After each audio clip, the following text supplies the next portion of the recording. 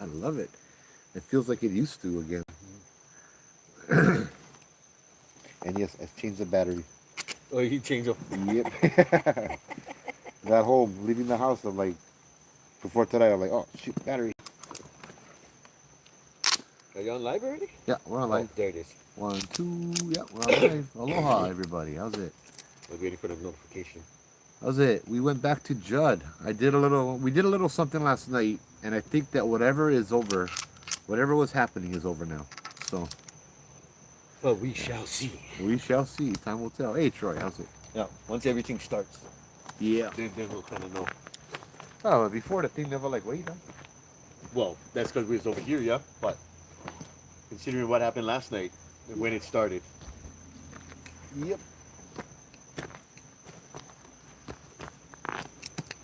I go put the tools down just in case.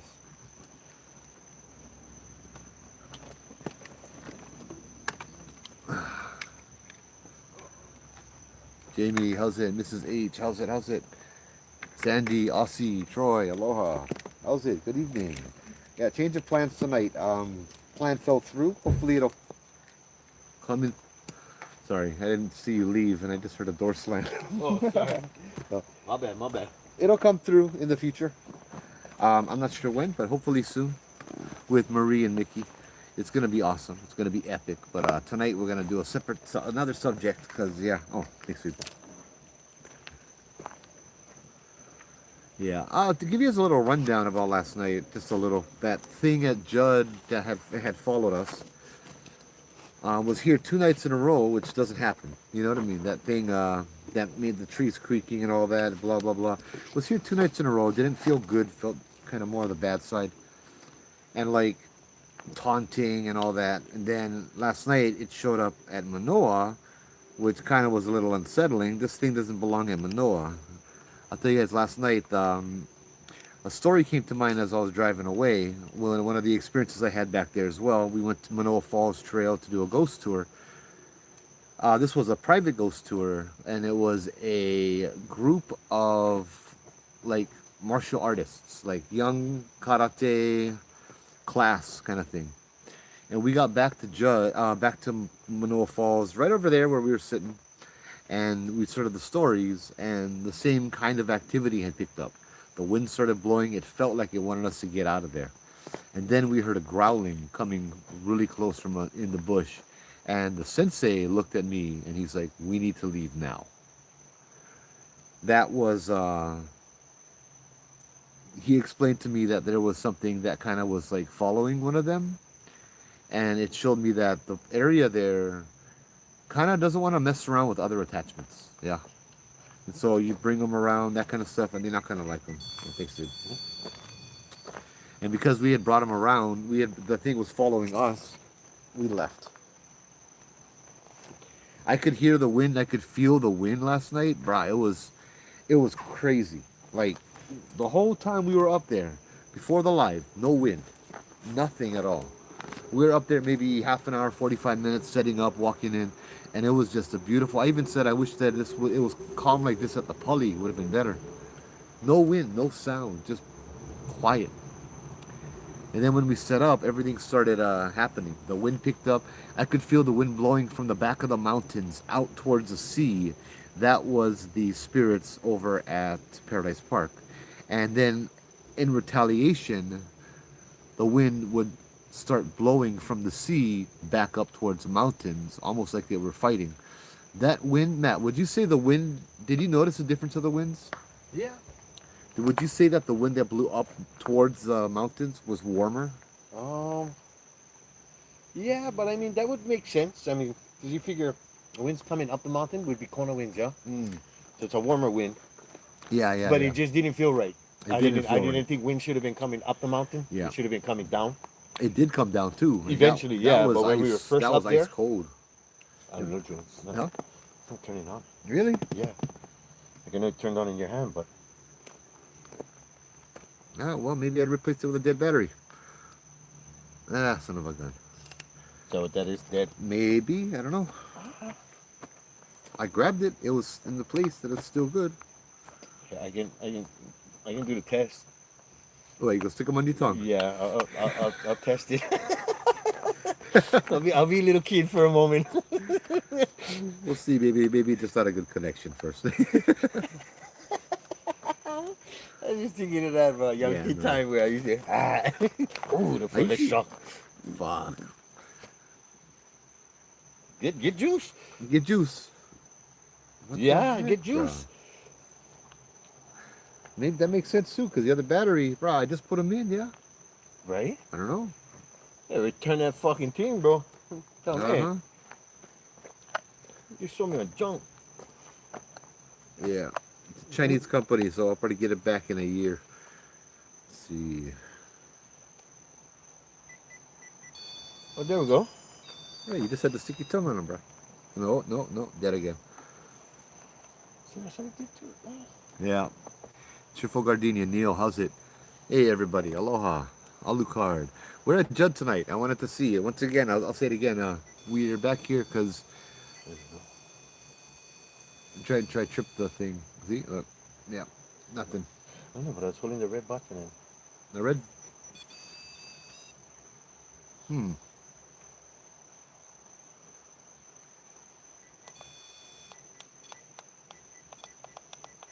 It doesn't seem to be a part of the juice. This is still working. Well, I'm holding the red button. The red button just turns on the temperature gauge. Yeah, it doesn't. I'll take it apart when I get home, because it seems like the battery's fine. It seems like the REM pod. It seems like the what looks like it's a heat thing is interfering with it and shorting it out somewhere. See, try hit the red button again. See, look, it didn't work. So it's a red. It's the heat thing, which we know the heat thing wasn't working very well. Yeah, to begin with. It's kind of funky, yeah. Yeah. Hey, Wahine, how's it? Sorry, we're messing with the equipment. Oh yeah, that's a good idea. Lick your fingers and touch it, not your tongue. I'm not gonna feel it. I the kind. I don't more baby hands. Calluses. I don't feel through that. My tongue more tender. Sorry. PG rated tongue. Yeah. Hey, Joy, how's it? How's it? Any activity tonight? Not really. Not yet. What is going on with this camera over here? Hello again. Huh. It's a weird setup. Anyway, yeah. So last night, we came back over here because that creaking followed us from here all the way to a few valleys over to Manoa, and that wasn't very good. So we came back here to deal with it. I'll tell you guys how I dealt with it. It's not a magic trick. It's not a secret thing. It's not, I used a pendulum. I have a crystal pendulum. Yeah, we're back at Jet tonight, Joy.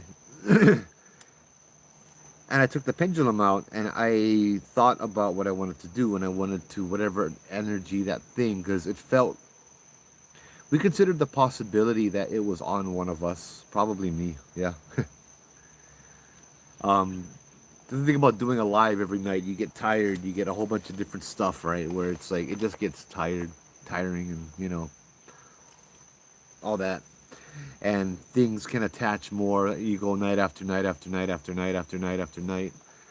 Um, so yeah, I cleansed myself. I also put a protection in Matt and Ui as well. We were just talking. Sorry, they didn't know what the hell was going on. I just brought my thing out and it started spinning. I took that energy out, and it was spinning counterclockwise really fast. And then counterclockwise to me shows me that it's sucking the energy out. The energy that I focus, which is that bad energy, it's sucking it out of the location, it's sucking it out of us. And then I let it go for a few minutes, and it finally stopped and hung. And then as it hung there and didn't do anything, I reimagined taking up the spot of that energy that was in us and in this place with either neutral or white good energy kind of thing, right?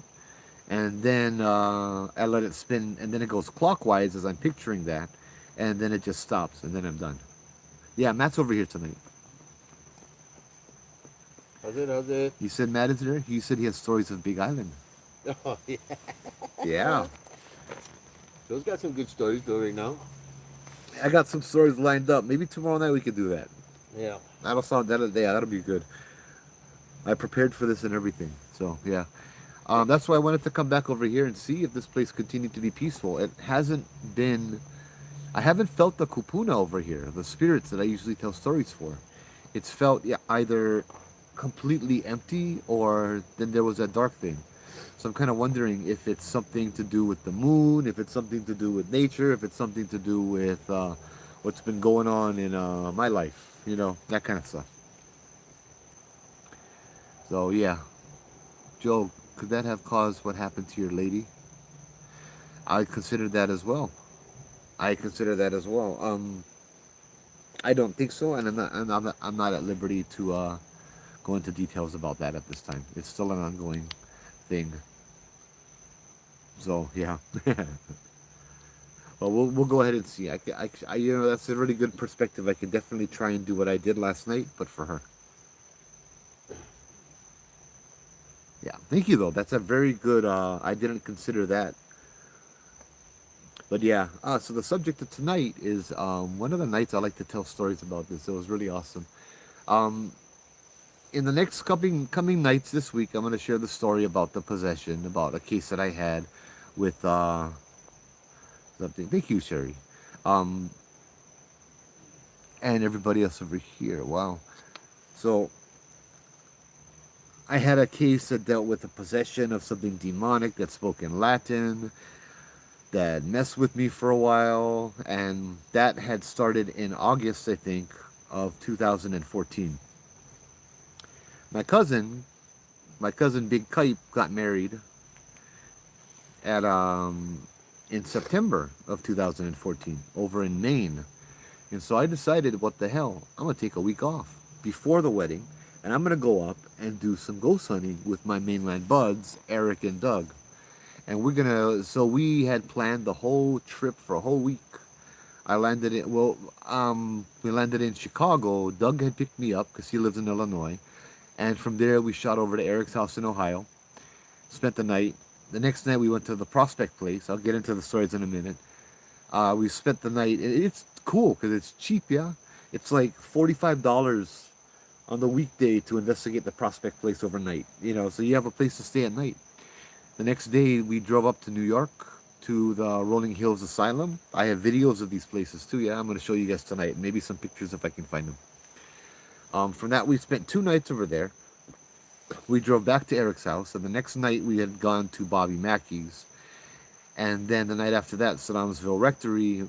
And then we went to Wisconsin, me and Doug, to a haunted forest. And then I continued my trip for my cousin. It was a lot of fun, a lot of experiences. Just in 1 week's time, we drove from Chicago up to New York, down to Kentucky, up to Wisconsin, and then, yeah, flew to Maine. Um, it was awesome. So the first place was a Prospect Place. Let's see if I can pull up a picture of that.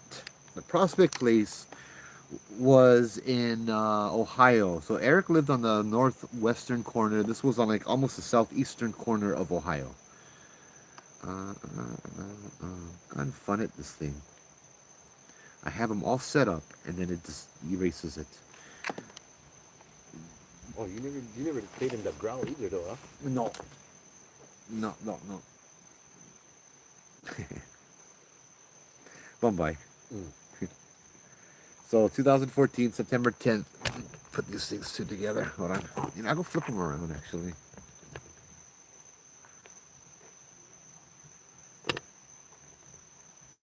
There we go. So here. In these cameras better over here. Right. Boom. Prospect Place, Trinway, Ohio. This played a part in the Underground Railroad. There's a lot of stories that happened here. Nothing really, really bad, but this was a place where when the slaves escaped up to the north, they found safe haven in the basement of this place. This house dated back well over 100 years, 1850s or so, something like that. There's stories of there was a bounty hunter that went to go look for them, and they had caught him. They had caught him, and they had hung him from the rafters in the barn. And so you can still hear his boots walking around the top of the barn, that kind of stuff sometimes, right? The barn, unfortunately, was off limits because of, I think it was bats or something, and bats have rabies. We know nothing about that in Hawaii because we don't have bats in Hawaii. But yeah, we went over there. We walked around there, me and Eric, in the morning, in the early hours when the sun had come up, and we did hear these heavy boots and these heavy footsteps. I wish I could find that picture. Let's see. This is all from my group Hawaiian Hauntings on Facebook. Yeah. Prospect Place cistern. So in the basement, there was a little. That's where they hid a lot of them. This is the basement. Where is this at? Yep.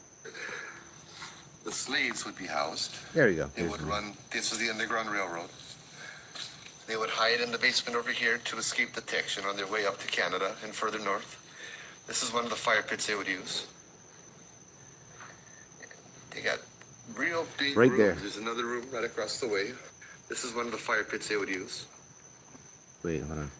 Actually, Hawaii does have bats, dude. Huh? Hawaii does have bats. Yeah, I know, but we don't have like rabies. They would hide in the basement over here. I gotta find the picture. I know I took a screenshot of it. There was another story, and this is what I had seen. I can't find it. What I had seen in the other part of the story, the other spirit that haunts the area is a girl. The girl was one of the servants that worked in the house and cleaned the house and that kind of stuff. But she went up to the very top floor, and I'm not sure the details, but she found her way over the railing outside, and she ended up Mackey, right? So she fell over the side. She went Mackey. And it was wintertime back in the 1850s, 1860s, and so they couldn't do anything with her until the ground starts to defrost again. They couldn't bury her or anything, so they had stuck her in the cistern in the basement to keep her body frozen and preserved. Man, I really wish I could find that. Let's see if I can just find cistern.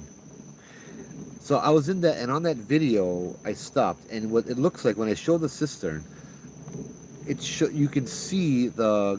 Nah, it's not. It doesn't show up.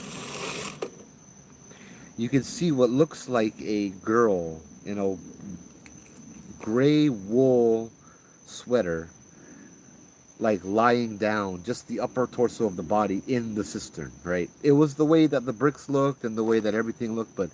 It wasn't an actual body, but it looked like that. And it was just... I'm looking at it again, trying to get it. Right.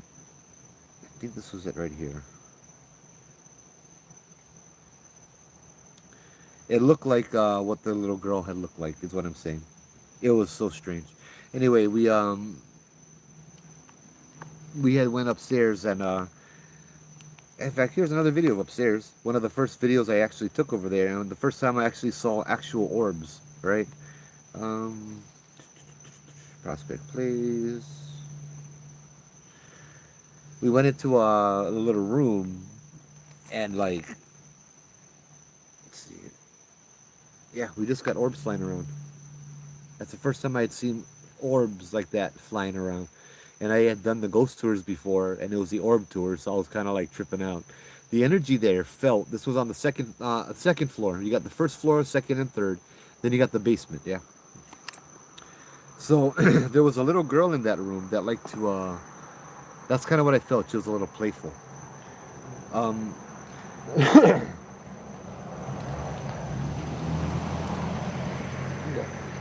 Sorry, I'm getting a little distracted over here. How's it, everybody? How's it? We had we went up to the very top, which was a little ballroom / attic, but it had the upside down cross kind of burned into the stuff because people had done demonic rituals before it was reclaimed by the people that took care of it and all that. It was kind of funny because when I get over there, I'm from Hawaii. I don't know the mainland too much, especially the Midwest, and so I walk into the place, and they got these 2 or 3 huge bags full of salt. And I look at Eric and Doug, and I'm like, brah, what the hell? And they're like, what? I'm like, dude, you see that salt over there? And they're like, yeah, what about it? I'm like, brah, this place must be super haunted if they need all this salt for this place over here. And then Doug laughs. He's like, no, Joe, it's for when winter comes, and so it doesn't freeze. I'm like, oh, okay, damn. He also pointed out to me when we were driving these huge things on the side of the road that hold the salt and all of that, right? But I thought it was kind of cool. Downstairs, we had this little base camp with the tables and chairs. We had some computers, a place where all the paranormal investigators can sign a board with their names and all that. It was really cool. And we just kind of wandered around looking at everything and just gave ourselves a tour. On the bottom floor, there was one of those rooms on the corner where there was this huge door, like 10 feet tall. And it was hanging on, it was off of its hinges and leaning up against the wall. They were still doing renovations, right? We walked up to the top, we checked things out.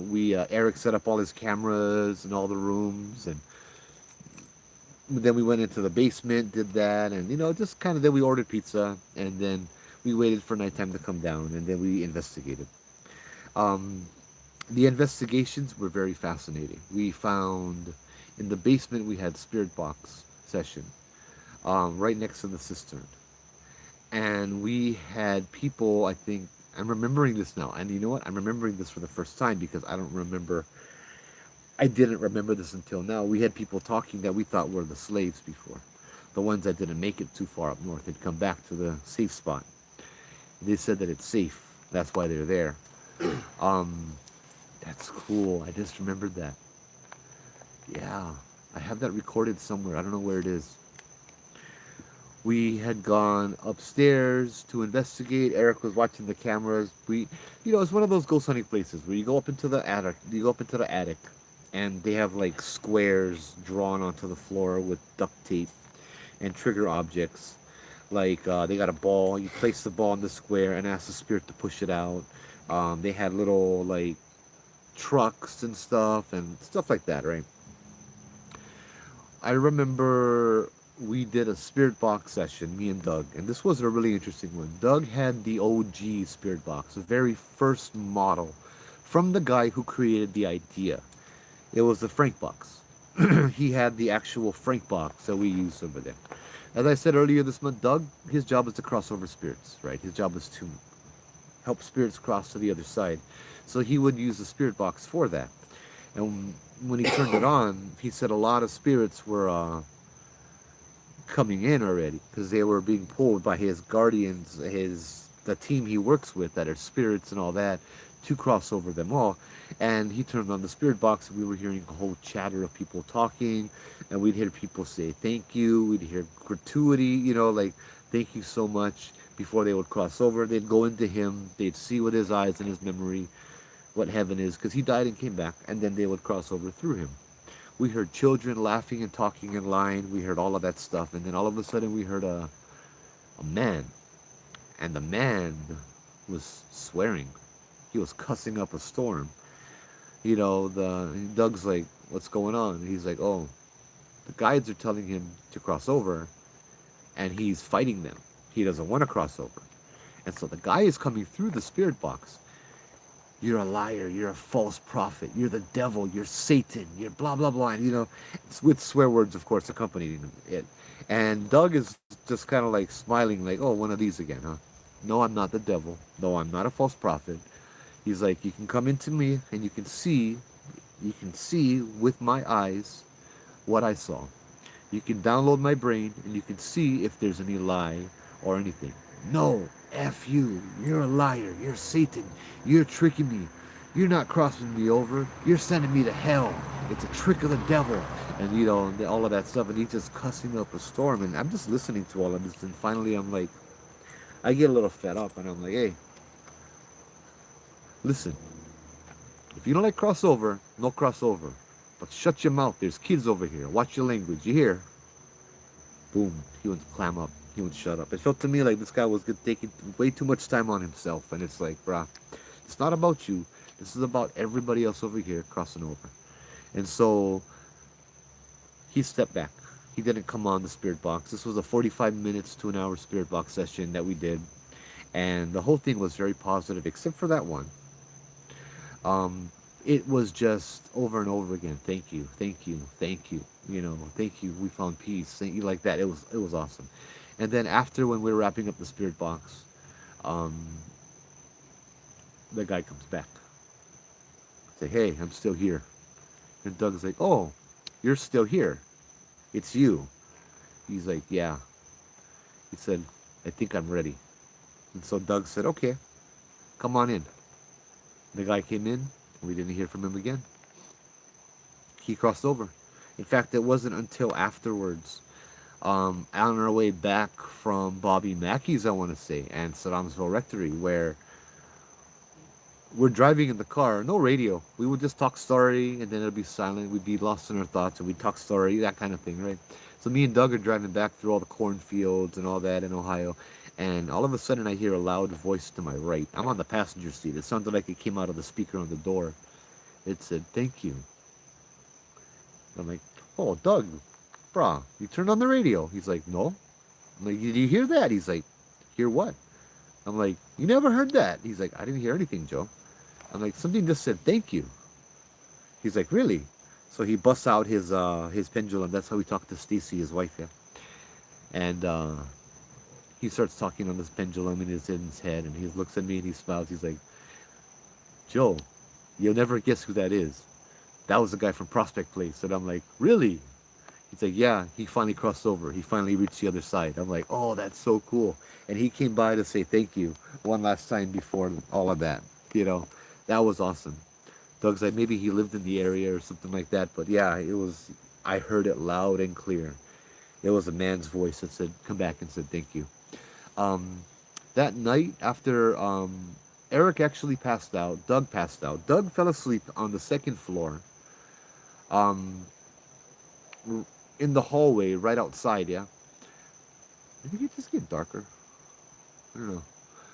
Um, Doug fell asleep on the second floor, and I still was up because Doug had to drive the next day. So me and Eric were up for a little bit. We went into the third floor, the top, the attic, and I was taking pictures around there, looking around, and I noticed that there was an orb right on the side. And I took another picture, and there was another orb. The orb looked like Stacy, Doug's girlfriend, Doug's wife. It was that almost prismatic rainbow colored orb, and it was just right over there. And it moved around a little bit. And I'm like, oh, Stacy's going ghost hunting with us. That's cool, you know? And then it occurred to me that Doug was sleeping exactly downstairs, one floor below where Stacy was. So Stacy just went through the roof and was hanging out with us. But she was always with him anyway, right? Kind of thing. Um, Eric went to sleep. Where did he go to sleep? I forget. I forget where Eric went to sleep. I think he went to sleep on the third floor. And me, the sun was coming up. I was up. I didn't want to ruin any of this. I'm just like, I'm just loving it. I'm just enjoying it. Oh, there was a place though that was really kind of darker. It's where the caretaker lived, the guy who actually bought the Prospect Place. It actually ran in his family, and that's why he purchased it, and he was fixing things up because it belonged to his family over a century ago. That's where he lived, and that place was blocked off on the top floor, and it just felt very, very oppressive and dark. Me and Eric went over there a few times, and it's like, nah, dude, I'm not starting my vacation off like this, bro. Not with something this dark. Um, I had tried to go to sleep after the sun was coming up. Really weird, the mainland. Yeah, it was like hot all night. We had to open all the windows, and then as soon as the sun came up, the temperature plummeted like 10, 15 degrees.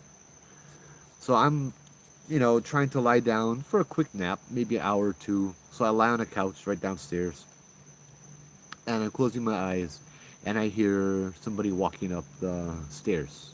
Just I hear these footsteps walking up the stairs, and I'm like, oh, okay, maybe somebody woke up.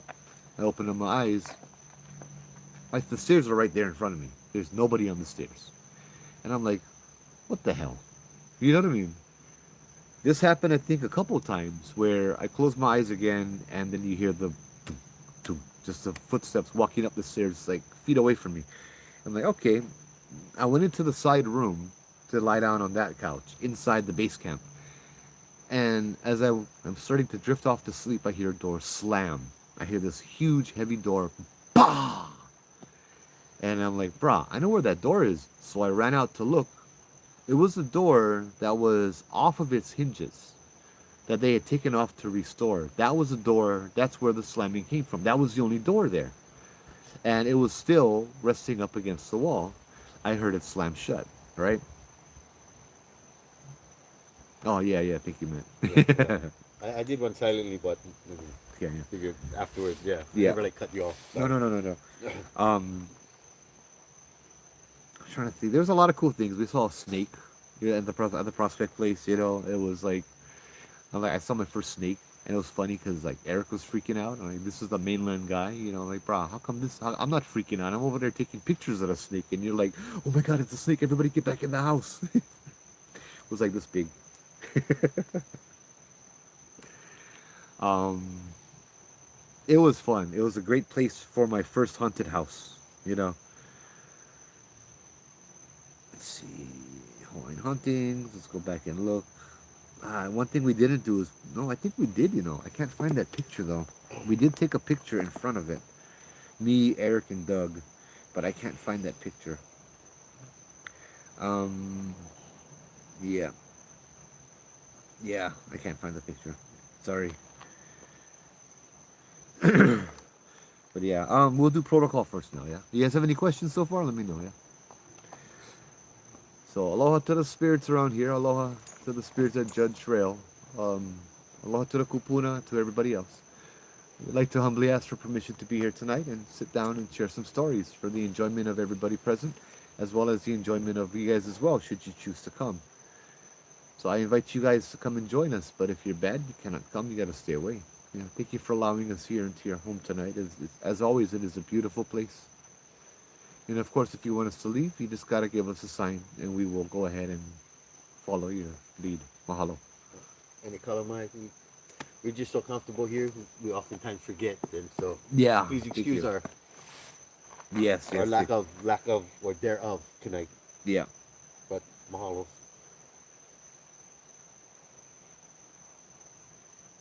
I didn't even think of it until after. Yeah, me I was neither, bro. like it felt We just so, came so here, bro. comfortable. I was just like We were just kicking just it. rolling it. Yeah, yeah, That yeah. last energy that's been following us around isn't anywhere, dude. It's just cool. Yeah, yeah. So I was like, oh. But then yeah, while you was talking, I was like, oh shit, we never do protocol. What I So found. I started. Judge Trail. What is it? This was back in 2019. Oh, All our rubbish. So no wonder this place doesn't like people too much, huh? Brett, how's it? how's it, Brett? Main thing, no more squeaky tree. Yeah, yeah, yeah, exactly. um, yeah, nobody have any questions? Hey, Phoebe. Hey, Ben. How's it? Aloha. Sandy, how's it? Yeah, I forget when. Okay. Yeah, tonight feels so much better over here, man. I'm telling you, it's amazing. We drove to the Prospect place after that in New York. It was like a 14-hour drive. So we left about 9 or 10, and we got, was it 9 or 10? No, we had left. No, we had left earlier because we got to Prospect Place about 7, right when the doors were gonna close. Right before the doors closed, we bought a tour. We checked into our hotel. We sped over there, and I'll tell you, the Prospect Place, bro. I wasn't ready for that. That was just amazing. I'm thinking to me, this is a asylum. This is a place where I worked up at Hawaii State Hospital. This is gonna be like that, right? And I'm preparing myself and all that. We're driving up the road, and all you see are these dead trees surrounding, as far as the eye can see, up in northern New York. And then, as we're driving, all of a sudden you see this building looming in the distance. This big, sprawling complex. That was the Rolling Hills Asylum. We got up over there, and we came in there just before they locked the doors. And it's the kind where you pay for the tours, you lock the doors, and you don't show up on time, and they lock the doors on you, and too bad, so sad, right? So we did that. The first night we did a tour. They took us around. They told us a lot of the stories. One of the guides, I forget the gentleman's name, but he was pretty awesome. He was a paranormal investigator. We talked a lot. Yeah. We talked story a lot, and I learned a lot of tips and tricks. Like, it takes half an hour to 45 minutes for the energy to settle once you enter it. And so if you're really serious about investigating, You usually don't rely on anything for the first half an hour or 45 minutes when it comes in terms of evidence with EVPs and EMFs and all of that stuff, right? So you need to let the place settle down a little bit. And so, yeah, he shared the stories about his experiences. One of his experiences is we went into this big area that was a cafeteria. And he said there's a story of a little boy in the cafeteria. The little boy is seen running around, and he said there was a night where they got to, because they're volunteers, right? They lead the tours and they don't get paid. They get paid instead of money, they get to conduct investigations whenever they want, kind of thing, when it's not busy. It's a good deal. And he said that he had his voice recorder and he was going around and they ended up in the cafeteria and then they were there for a little while and then they left and he realized that maybe about half an hour later he realized that he forgot his voice recorder in the caf. And so he walked back to grab it and he said he grabbed it when the next morning when he played the recordings, the whole time that he was gone and nobody was in the caf, he could hear voices. One was a little boy's voice singing, "It's raining, it's pouring, the old man is snoring." Just singing songs like that. And the place was echoing and all of that. And he was like, it was so cool. And then all of a sudden you hear, "Shh, they're coming back, quiet." And then a few seconds later you hear the footsteps of them coming back to grab their recorder. Yeah. Right on, Britt. Congratulations. Um, I don't know much about what happened that first night. We did a tour. We learned a lot. We learned about the Elephant Man. He wasn't very bad, but he was still like disfigured. This place, I found out, was nothing like Hawaii State Hospital. Why don't they share the recording? I don't know. That's his. I know a lot of paranormal investigators don't like to share their own evidence because once you do, then people just kind of start to tear them apart. But like for me, I don't care about evidence. I already believe in ghosts, and nobody's gonna tell me that they don't exist because I've already had a ton of my own experiences. I'm not trying to convince anybody that they're real when they're not. That's why I choose to just tell stories instead of, spending 10 to 12 hours waiting for the lights to go blink. You know what I mean? They're here. They're always around us. Whether they want to manifest or not is completely up to them. And if they do, I'll switch the camera around because I got my device over there. I got a spirit box over here. I got a bunch of things that I can use to communicate if they want to. Yeah. We have the tripwire, and if they want to communicate, they'll trigger it. They'll set it off. Yeah. What would Hawaiian hauntings be without Hawaiian Snow White? Welcome to the club. Hawaiian Snow White. Thank you. Aloha. Glad Welcome. you're here. Wouldn't be much without you. Yep. See, there's the thing right over here. Oh, sorry. Oh, yeah, that Hawaiian Snow White will be really different, bro. That's different kind of hauntings over there. Fans of ghost stories like their stuff. Yeah. I've shown a lot of pictures on my lives in the last month of evidences and pictures taken and EVPs and that kind of stuff. Yeah. I don't know why the lights are like that on TikTok. They're all blurry. Blurry? Yeah, let me check in the lens. Maybe it's a lens. I don't know. That one night that we had it out, the lights looked white. Or that was when we were at the Yeah, the lens pump was, station. yeah, the lens was dirty. Yeah, that thing would look white there from Yeah, from a distance. But is that what it's looking like on TikTok now? It was, but then I cleaned the lens. No, it's purple. Yeah. Yeah, so A little bit stupid. of speed shine. Yep. So, wipe it down. Wipe it down. I always wish one of us had our cameras going in red loophole. I think that the spirits actually don't manifest if we have cameras running a lot. I don't think we would have gotten that experience. Sure, Sideswipes. Can you give a quick background on this area you're recording? This is it's a popular hiking trail down here in the Ulanu Valley. But historically, it was a very, very bloody site in 1795 or 1796. It's a place where the battle between Oahu and Hawaii, the Big Island, took place, and many, many warriors died on the ground that we're standing on right now. So yeah, it has that vibe sometimes of blood, the ground being soaked in blood, and there's more older things too. There's a sacrificial rock above where people, I believe, I've been told, and I believe that people were used for sacrifice and their lives were ended on that rock just a few yards ahead.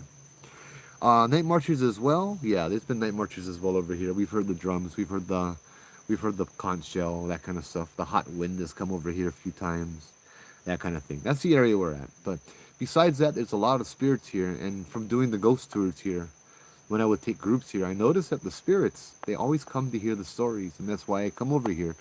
When I share the stories, I'd like to entertain the spirits as well as you guys. Yeah, kind of yeah, because night after night after night on the tours, we'd always have different people, but the same spirits would be consistent, and they love to listen. The spirit picked you to see them. Yeah, yeah, that was cool. Brah, I'm over in Nu'uanu Valley, brah, off the old Pali Road. The dark, scary road, yeah. Oh, White eye. you go come up, go bring one pork sandwich. I'm just kidding, don't bring pork.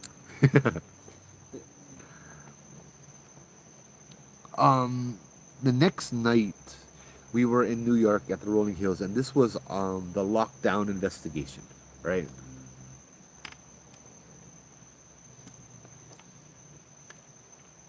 Sorry, recaffeinating. No, nah, that's hella obake. Yep. Nah, no pork sandwich over here. um, we had the lockdown from 8 p.m. to 5 a.m. where they lock you in the Rolling Hills Asylum, and yeah, they lock all the doors, and like you can't leave, kind of thing. And so there was a group of about 30 of us, and we just got to investigate to our heart's content. We had gone on the tour before, so we already had planned where we're going to go, what we're going to do. One of the stories was up on the top that we investigated, there was a room where there was an older guy. This old man was in the room, and next door was a nurse's station. And the old man loved to make inappropriate comments and advances towards one of these cute nurses, yeah. And it was really kind of improper. Um, he wasn't a very good guy. He was what's the word I'm looking for? He was a horny old man, put it that way. And so we went to investigate in his room. Perverted. Perverted, yeah.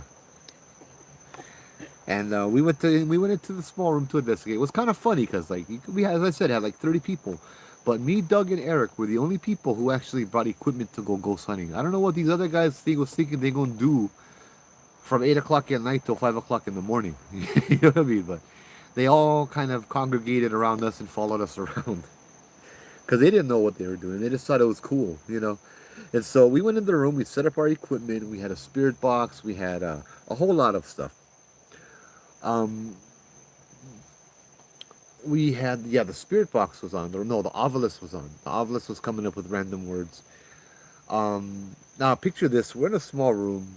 I'm sitting on the one with the wall against my back. Eric is sitting with the wall against his back, opposite me, and Doug is to our left by the door with the wall against his back. We have a little table between us where we put all the equipment on and stuff. And we start asking questions. Eric, at one point, he liked to taunt. Yeah, he had been there before. I'm like, bro, you do whatever you like to. So he's over there, and he's like, hey, so I like talk to the old pervert that live over here. You know, yeah, you. What you doing hitting on little girls, huh? What you doing hitting on the nurse? What's wrong with you? You know, that kind of stuff. He's like, he was saying a lot of inappropriate things I won't repeat on social media. Um, and he had gone to adjust the spirit box or to adjust the obelisk or something. And so he stepped right in front of me.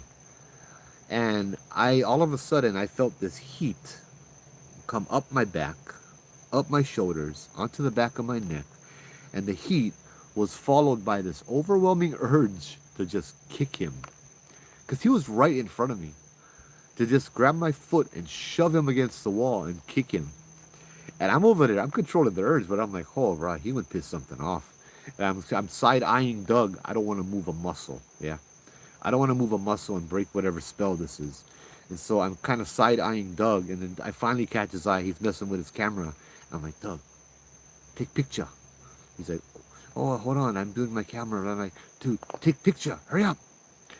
By then the heat had gone away and the spirit had gone away and all of that stuff. It was like, but he didn't get any. There was no picture, but I wanted him to try anyway. But yeah, there was nothing. I felt that thing come over me though. And another time, we're all sitting down, none of us are moving, and in one of the lights, the reflection of the light, I think it was like a blue light or purple light. I see a hand like move. None of us are moving a muscle, but there's a shadow of a hand that moved in front of the light. And I'm like, Eric, was that you? And Eric's actually sitting like, no. He's like, the light is between him and like the front. And I'm like, dude, what the hell? There was a hand. And then the obelisk said, hand, and then move, or something like that. That was like, okay, that's kind of cool. We had continued on. One of the favorite places in there, there were two favorite, no, there was a few. But I'll tell you guys about the doll room. Do I have that on here? I hope I have that on here. Um, there's a hallway, the shadow person hallway, where if you sit in the hallway long enough and you stare down it, there's a little exit sign that has a little light on it. Um, all the way in the back, there's this doll room, where the room is literally just nothing but at least 100, 200 dolls. Right? I'm looking through Hawaii and hunting. It's like looking for doll, and I'm getting like a million posts. And so we went in here, and like I'm just kind of walking around, and I'm like, bro, these dolls are creepy, dude. I don't like these dolls. It's like they're just like all staring at you and all that. And I can't find it. Dang it! If I do find it, I will post it on my page. But it was kind of cool. So Doug and Eric are outside, looking at the hall, just staring down the hall, and I was bored. It's been like freaking half an hour. We've been staring at nothing, right? So I walk into the room and I'm just looking around, and I notice there's this one doll right in the middle. It's this Native American doll. There's a big table, and there's like about 50 dolls on the table, but this Native American doll was facing the door when I walked in and looking at me. So I'm like, all right, cool, whatever. I don't care. And then I'm walking around the room looking at the dolls on the floor, and I go around the room back to like to the right of the door as you walk in, and I'm looking at one of the dolls on the ground there. And then I turn around and I look, and that Native American doll that was facing straight forward had turned its body to facing me. And I'm like, whoa, what the hell? And so I walked back in the door. I walked back towards the door and walked in because I remember exactly how it looked. And it was now facing the corner that I was standing in. The doll had clearly moved. And so when I went outside, I'm like, dude, Doug, this doll moved. And he starts laughing. I grab my phone and I go back in there and I record a small video, and I record. As soon as I walk in, the doll was now facing me again. And I'm like, this doll, and I point to the doll, was facing me like it is now. And then I turned the camera to the corner. I'm like, and then I went to the corner and it faced me at the corner. And then I go back to the doll, and the doll had moved again. Within seconds of me recording it, the doll had moved. And I'm like, oh, dude, what the hell?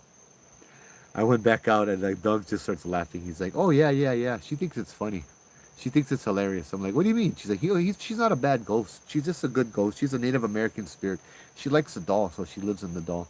But she's just playing with you and having fun. Menahuni stories? No, tonight we're doing a story about a 2014 trip I took. Tomorrow night it's going to get a little more scary about all of that. Menahunis, uh, I don't want to talk about them too much because this is a scarier week that we have that. Wait, you guys talking about the gun range? Oh, we were just kind of rapping. Down by Cocoa Head. Yeah. Yeah, because Mace took us ghost hunting there. yeah, well, Jamie was asking when we would come on her side. I was like, oh, what side is that? She said Hawaii Kai. So I was like, so where's a good hot spot in Hawaii Kai then? You know, I mean, I know we tried to go to the Heiau, but that didn't work out. Yeah, yeah. Then I was yeah, thinking, yeah. she mentioned Pele's chair, and then I said, oh, in fact, the gun range. And I'm thinking about the surf spot I used to surf up there, Hawaii Kai. Oh, I can't think of the name. It's not black, is it? It's not Black Point. Fuck. Could be Black Point. I Yeah, forget. you're talking about that peninsula. Um, it's I don't know. It's just this weird road you gotta go down, and you park on the top, and you gotta walk down, and there's like this grass hut. It's right by the public entrance. You gotta jump off the rocks to get in there. I can't remember the name. Yeah, of yeah, it. yeah, yeah. It's so long since I surfed there. I think it's Black Point. It is, yeah, Yeah. Black Point. I want to say it is, but Port Lock. Not Port Lock though. There's one No, more yeah, past yeah. Port Lock. Okay. Is the one I'm thinking of, but I know which one you're talking about. So it's near Port Lock. Okay. Yeah, we should go. That'll be something we can do later. Yeah, yeah, yeah. I like to investigate, but when it comes to Halloween, I like things to stay a little more stable Right. because the stories can be enough to cause activity sometimes. So Alucard shared a story. Said that his two friends were working security up Paradise Park. Yeah. Guess what they heard? What? Banshee screaming. Ah. And I said, no way. I Ah, just talked we were to just T talking about, about this. that. Yeah, yeah, And I said, yeah. I've been hearing that, but T had said it's not a banshee. It's just, but there is recorded or China walls. China walls. That's what it is. Yes. Yeah. Yeah, there is occurrences where there is screams coming out of that valley. So that, oh, that's nuts. You're not the only one that heard the story about the banshee back Yep. there. China Oh, cool. walls. Very cool. Usually Manoa, back in Manoa, no more nothing. We go over there and there's like very little to anything. But man, last night was just. Ugh. I almost want to go back and see. Cause need the Hawaiian salt all over the back. Yeah. I get at home. No Yeah, need. but- We come here with Pono. We do protocol, all that kind of stuff. Yeah. I feel safe over here. I feel like this is my second home. Even with all the spirits. When there's not bad stuff here. We get the bubble that protects you. Mokes. Okay. One of the things that night over there was kind of interesting. We had a lot of really interesting things. I mean, I had that case that I talked about that I'm going to bring up later this week. I had a recording, several recordings actually, between me and the girl that I was trying to help on Skype. And the recordings, I didn't know what they were saying, but it was a separate voice that was speaking to us through Skype. And I managed to find out that it was actually speaking in Latin. And it was taunting and all of that stuff. One of the things it said in English, it said, "We are the Legion." You know, so that's the kind of vibe that I had left in Hawaii with one of the cases that I was working. And this thing, it would take over my dreams. And we'll get into that a little bit later, in the next couple of days. I'm excited to tell that story because I really only go over that story once a year. And so we went out for a smoke break. The only way to go was to tell the guy that the tour guide was back there that night, and he was kind of investigating with us, hanging out. And whenever we would need a smoke break, we'd tell him, he'd come outside with us. And then he'd relock the door, you know what I mean? And then unlock the door, let us back in. And so he went out with us, we're hanging out, we're talking story. We're in the back of the Rolling Hills Asylum. And they had a lot of trees back there that weren't dead. And maybe about 80 to 100 yards away, from where we were standing. And I asked him if he wanted to hear this recording, and he's like, yeah, sure. I told him a little bit about it. This was something that spoke in Latin, and there was no physical source for this voice that came up. And so I hit play, and I played the voice for him. And immediately in the forest, you started hearing howling. And I'm like, so I pause it, and the howling stops. I'm like, what was that? Bro, you get coyotes over here or something? He look at me, he's like, no, those are wolves. I'm like, really? Wolves? Oh, that's cool. Hey, they far away, I don't care. I go back, I hit the recording. I hit that play button again. And the voice comes back. And the howling begins again. Closer this time. Yes, I will, Joy. That won't be tonight, I promise. But I will. I'll give you a heads up when I tell that story. And we kind of looked at each other like, what the hell? Hit pause. The wolf stopped. Looked at him again. He looked at me, hit play. The wolf started howling closer this time. So close that he was like, you know what? Nope, we're going back in, guys. Put out your cigarettes. We're going back in right now. These wolves are right at the edge of the damn forest. You know what I mean? It was like, brah, something didn't like that recording. We had gone like when they were still okay. So there was one of the rooms we did a little investigation into. It was actually the morgue. And what they say about the morgue was that they have the table. And I actually have a recording that I found. I'm going to show you guys the recording. There's an actual table where they would prepare the body. It's this big like metal slab where they have a drain on the bottom, and that's where they would prepare, of course, the cadaver and all of that. And right behind it, they had this suit, like a suit and tie, hanging from a hanger, tied to a suji, one of those little fishing lines, and tied to the ceiling. And so, the thing would move, right? Obviously, no problem. But like, I was there, and I asked it. It wasn't moving, and I looked at the thing, and I'm like, huh? Could you start turning clockwise? And then the suit starts turning clockwise. And I'm like, me and Doug are looking at each other like, whoa. Like, could you turn counterclockwise? It slows down, starts turning counterclockwise. And I'm like, okay, you can stop now. Boom. The thing stops facing us like it's looking at us. you know? Like, that's cool. One of the things the guide told us was that on the chair, on the table, people lie down on the table. Rolling hills. People lie down on the prep table. And when they do, they feel a sensation of pressure on their chest.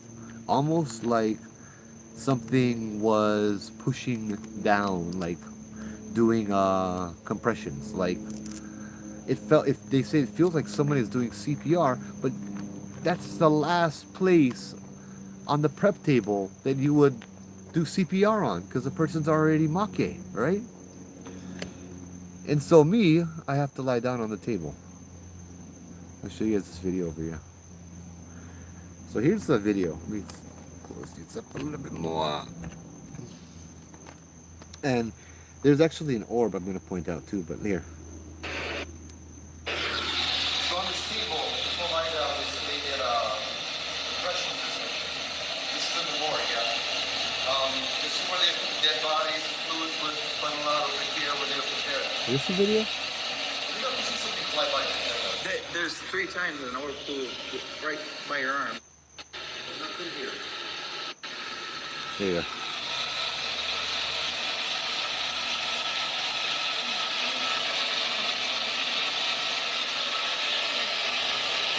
It just went by your right hand and up. Again. Look, that spot. Right there, right there, right there. Not yet. Oh. You guys saw that? There's a little orb that creeps right over my body, and immediately I grab my chest. Yeah.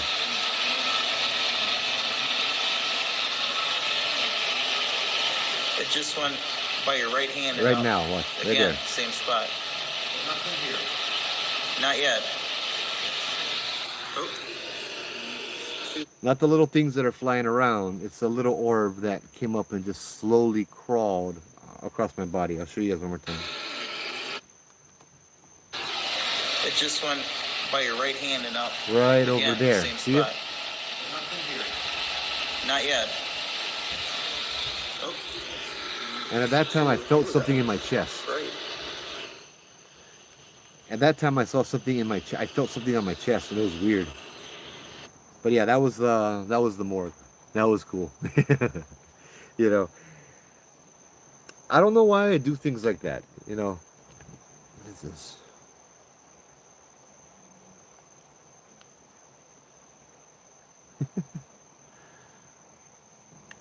I don't know why I do things like that, but I always like to try.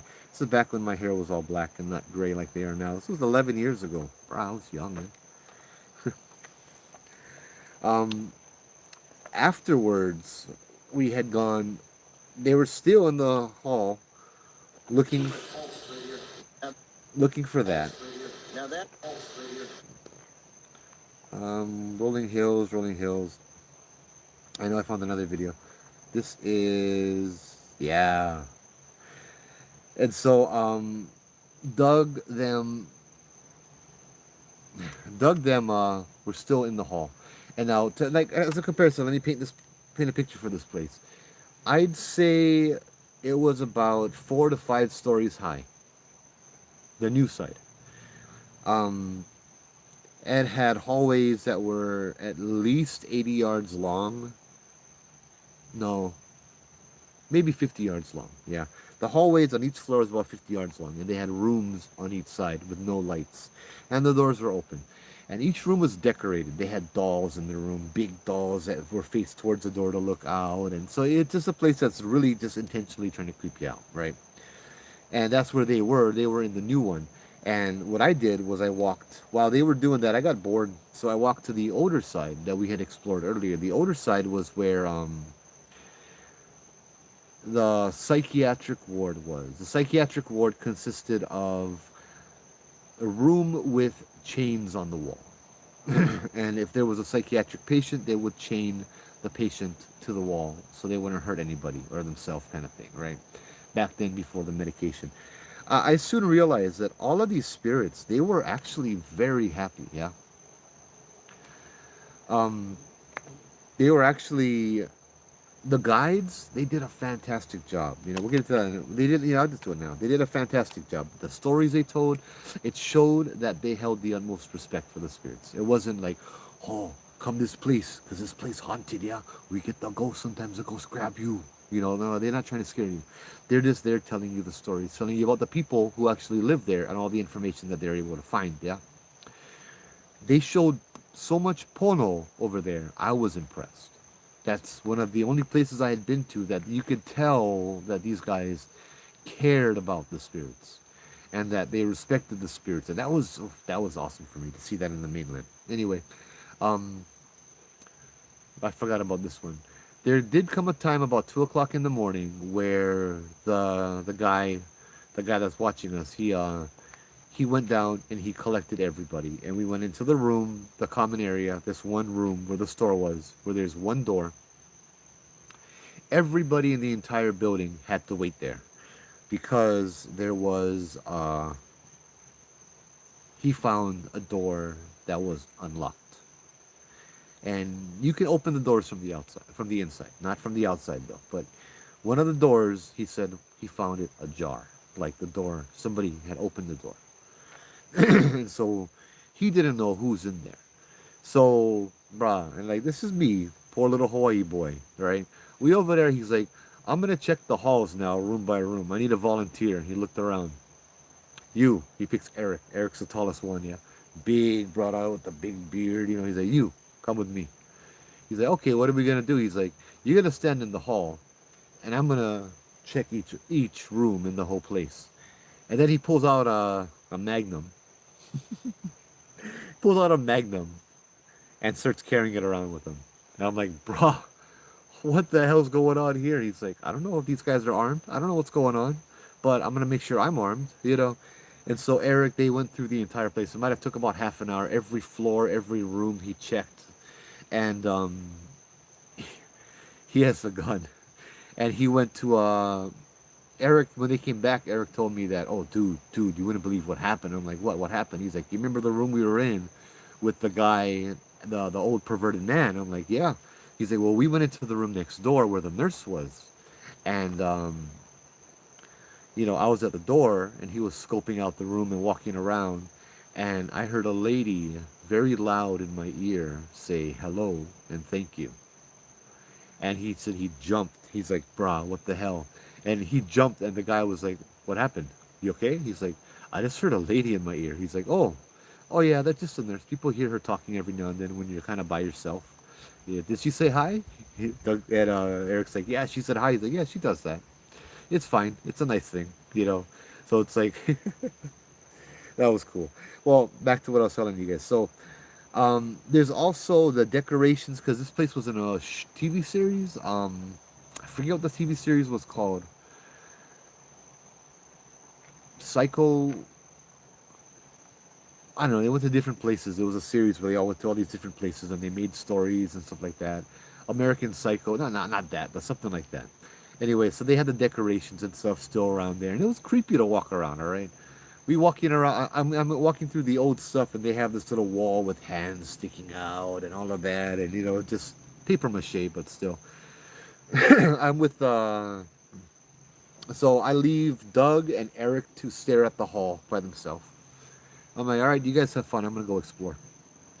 And so I had this green light, and I had to walk through the new wing down to the bottom because I think the shadow place was down on the fourth floor, and then I had to walk through the old section by myself. At this point, it was about 4 in the morning, and everybody had left but us. Yeah, everybody decided to call it a night and leaves, and so there was just the three of us and the guide left there, and the guide was in the room doing his own thing. You heard that? What? You hear the creek? No. Where does the creek come from? Right here. Oh, next to us. Yep. Okay, a different creek then, huh? No, it's still like the tree creek, but I think it's super close, like right here. If it's here, I'm not worried because it's not the same thing. Yeah, I'm not worried. I just kind of. I never heard them. Oh, hey, how you doing? So I went walking through there, and I was going to the boiler room. The boiler room was supposed to have been haunted by this guy who clangs on the pipes and rattles the chains and all of that stuff. Ghost Adventures, I think it was one of those TV shows, claimed he was a P word, a pedo, right? And so the guide told us there's absolutely no record of anybody being a P word in here. And they don't know. They don't even know what that guy's name was. How do they know what he was? You know what I mean?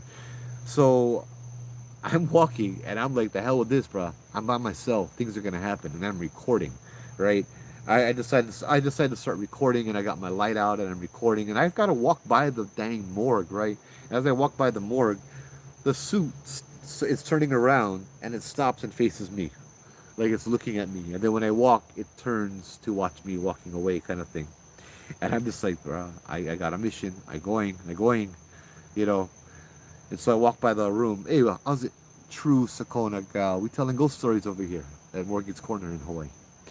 And so I get over there and I start asking questions. I'm in this big boiler room now. The place looks creepy, all right? And the only light I get is this green light. And I'm like, is anybody here? I do about a good couple minutes of investigating, and it's creepy and it's scary, and I want to do nothing more than turn around and run away. And I end up doing that. I end up turning around and running away. But then I notice, stupid me, I never pushed record on my phone. And I'm like, I got our group on Facebook, people that like this kind of stuff, so I got to go back. And I kind of did the same thing. Here's the video of that one. Raymond, aloha, how are you? Yeah, Raymond was the guy's name. I hear you rattle the pipes down here. You throw rocks at people down here. Zach on Ghost Adventures called you something horrible that there was absolutely no evidence or proof, seeing as how nobody even knows your last name.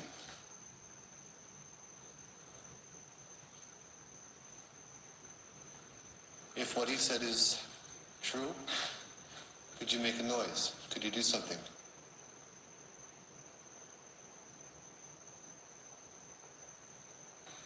If what he said is not true, would you tell me your last name? You heard that too? It's twice now. I heard somebody back there. Oh. To clear your record, if what he said is not true, could you make a noise to confirm? Okay. Anybody? But yeah, that was kind of it. Keep in mind, that's about 5 minutes of running to get back to the nearest people. What did you hear? Somebody walking around back there. Twice now. We go explore? Yeah. You're gonna get a high eye beam to the eye. Huh? You're gonna be blinded in the eye. Yeah, you know what? A high beam. I gotta stretch my legs. Yeah. You walk around. I'm gonna walk over there. We heard people walking around behind us, huh? I told you back there. Yeah, me too. You know. Let's see who it is.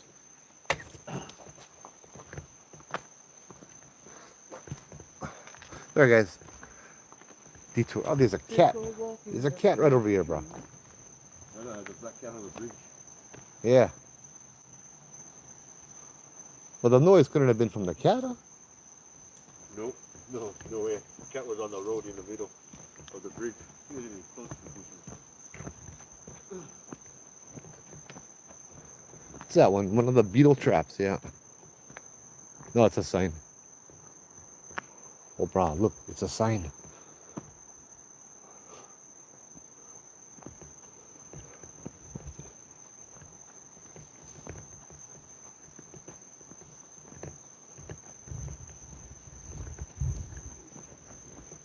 Huh? A big fish. Yeah, look. Cool. Oh, cuz, that's fish? Yeah, you see them. Right at the edge Oh. of the... Yeah, I see him. So you one over there and then one right there. Right there, 1, 2. Fucking don't look like tilapia though. It stripes the thing. Yeah, no. Nobody here, huh? No. Look.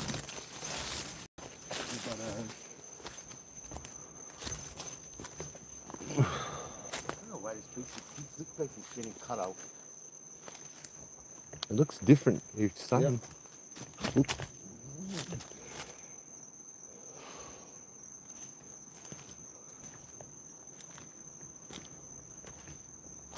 Yeah, no, you'd hear somebody scrambling too, huh? You cannot walk quietly over here. There's nobody here.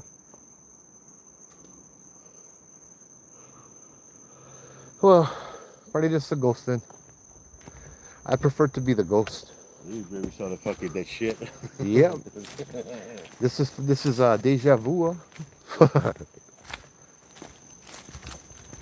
As long as we don't hear that ringtone, bro.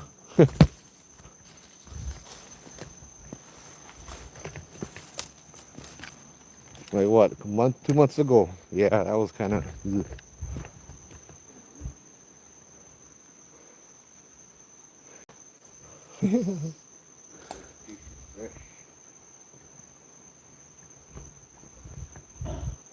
Nope. All right. Nice stretch. Wasn't that the bridge where they had the hot wind blowing? Yeah, right over here. Right over here one night I felt that hot wind blowing. Yeah.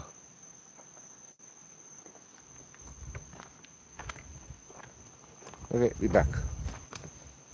Foothill security, yeah. Some guys Las Vegas. Other than there's somebody from Las Vegas now.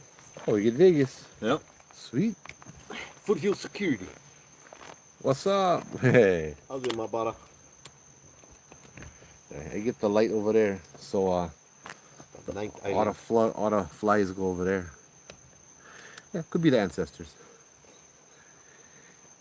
Anyway, yeah, Rolling Hills was fun. I mean, you got to investigate this old, big, rundown mental asylum, but it was actually very good and very pono. It surprised me. It had its creepy moments here and there, but nothing that was like, damn. I think the Hawaii State Hospital is more scary. Yeah, Hawaiian Rex, Poly Road, brah. You know it. We get plenty kupuna over here, like your stories. All right, night, Brit. Hey, Britt. Oh, man. I feel like I'm forgetting a lot. Oh well.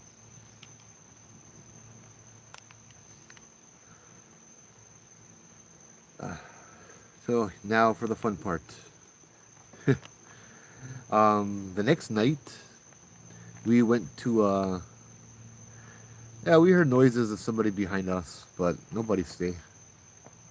The next night we drove all the way back down to Ohio and spent the night at my friend Eric's house. And the next morning we left to go to Cincinnati because right south of Cincinnati was our next location, a place called Bobby Mackeys. And I don't know if any of you guys heard about this place, but it's kind of scary. It's supposed to be the most haunted bar in the country, or was anyway, before they tore it down. But Bobby Mackey's is a country bar that was also a lot of other things. So a little fast history about Bobby Mackeys is Supposedly they dumped Pearl's yeah, right head there, after they perfect. murdered her, and this is where the portal to hell is. Yeah, it has the portal to hell. Um, Bobby Mackey's opened up. Before it was Bobby Mackey's, there was another place in the building. I want to say the early 1900s, late 1800s, there was a girl named Pearl Bryan.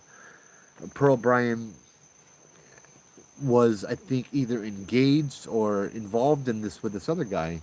Um, I forget his name, but he didn't want the baby, and so she didn't want to get rid of it, and he ended up unaliving her and cutting off her head and dropping it down the well in this building that they were at. And it used no, the building before was a slaughterhouse for cattle and all of that stuff. And so they had a well. The well had connected to the river, and so they would dump all the blood and all the guts and all of that stuff. So it would just empty into the river. But he had dumped this girl's head into the river as well, and then took her body miles away to the train tracks and dumped it over there. They were only able to identify her because she was rich and her shoes were custom made and had a tag on them or like a serial number, and that's the only way they could identify her body. So that happened there. She was in her second trimester. The next one, the place went down and it became a speakeasy. It became like a little nightclub place for the mafia and all that, and they still had the floor for it. I forget what it was called, but um, a lot of things happened over there. Obviously, a lot of things went on, but one of the things was one of the mafia bosses, his daughter. Um, what's her name? Roses. His daughter, Bobby Mackey, wrote a whole bunch of songs for these ghosts over here as well. So I'm trying to remember what the song was. Anyway, she fell in love with with one of his henchmen, right? And the boss, the mafia boss man, didn't like it very much and ended up killing the henchman. I believe it was said the henchman's name was Robert Randall Mackey, Robert Randall Mickey, something like that.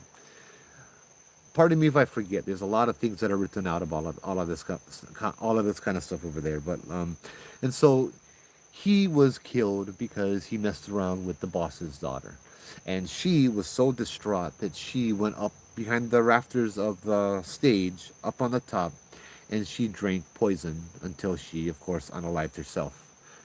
She was also found to be in her second trimester, pregnant. Um, they still smell her perfume downstairs, all of that stuff, because she was also an entertainer as well, right? She was one of the girls that would sing and dance and all that.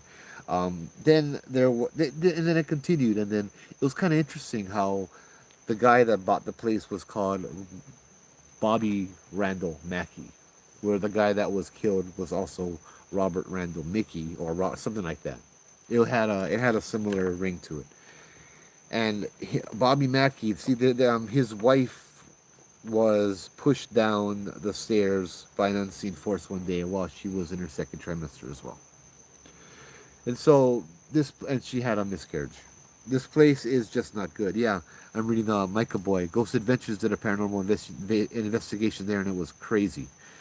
It was, yeah. I watched that one, a little bit of it. I watched the whole thing.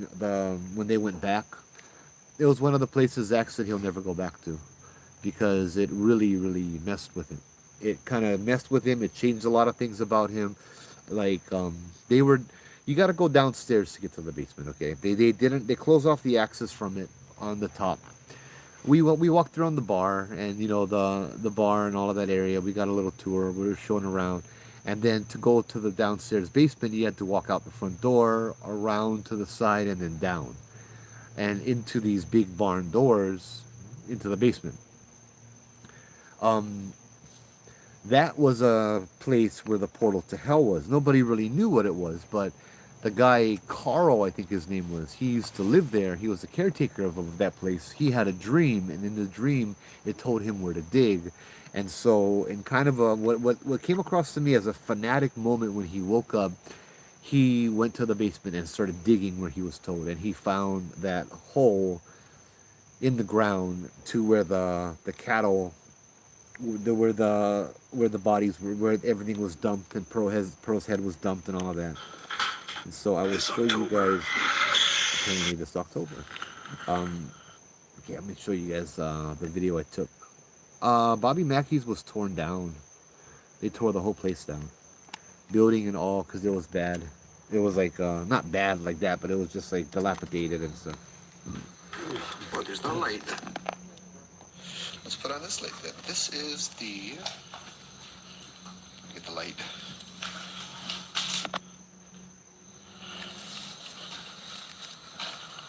Where is the light? I just had the light. Sorry, always technical difficulties, bro. Always. This is the infamous portal to hell. In the basement of Bobby Mackeys. This is where... Right there. Let's see what else I get here. No. This is where the slaughterhouse, they dumped all the cow's blood. This is where supposedly they dumped Pearl's head after they murdered her. And this is where the portal to hell is. Yeah, there you go. It was blocked off by a piece of wood. Yeah. Where this at? This is at Bobby Mackey's. They had a piece of wood blocking it off even further. But yeah, that was it over there. I told a story earlier, but I'll go ahead and share it again because it kind of is relevant. We went in first, and I went to use the bathroom. And in the bathroom, I'm just in the bathroom, and it's just quiet. It's a Sunday, of course. Like, this place messes with people. You know, it's just, I wanted to go there just so I could say I went there. Just because it's like a milestone for me, right? I walked in, and I immediately, while I'm using the bathroom, the urinal, it was one of those bar urinals that's like just one long urinal kind of thing. I heard a little boy laughing in the pipes. And I'm like, okay, I actually had my voice recorder on the whole time, but it didn't pick that up at all. But I could hear a boy laughing in the pipes. And then we went out, we did the tour, and the lady had told me in the back door, all the way from the bar, that there was the back door a while back, one of the people that lived there, their son accidentally died. He was walking up the door, and somebody opened the door on him, and he fell off the stairs, about 100 feet down. That's how far down the basement is, right? About 100 feet to his death below. And he's still said to wander around and haunt the area and that kind of stuff too, yeah. So we walked around, we took the tour, we checked it all out. We ended up down there in the basement, in the cellar, and Doug, Eric was setting up his equipment. So there's me, Doug, Jennifer, and Anne. There were just the four of us. We were sitting down in this place that they call the Room of Faces, where a lot of things kind of tend to happen, right?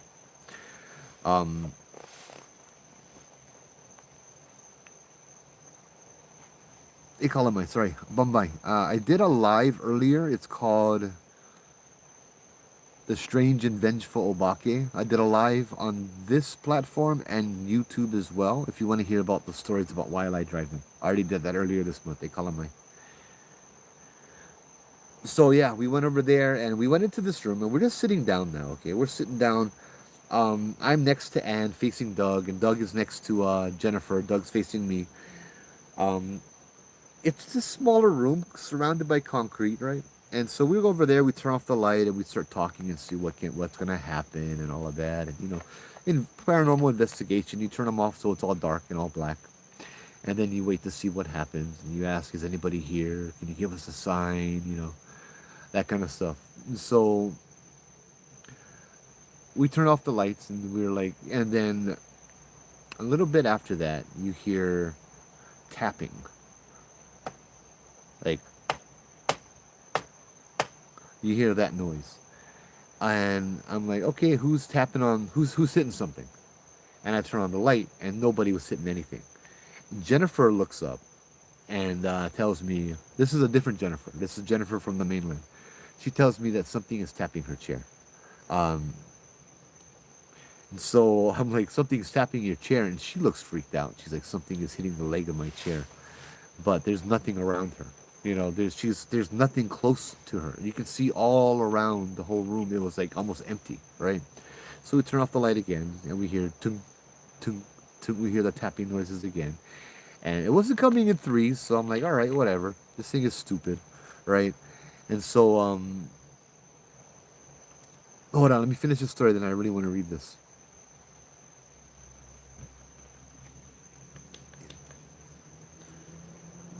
Hold on, hold on. I want to read this first. In the graveyard, I saw a lady in white standing in the graveyard. It's on your YouTube. I don't know. I didn't put that on my YouTube, but yeah, that's awesome. That might be the lady without a face. She was buried in that graveyard.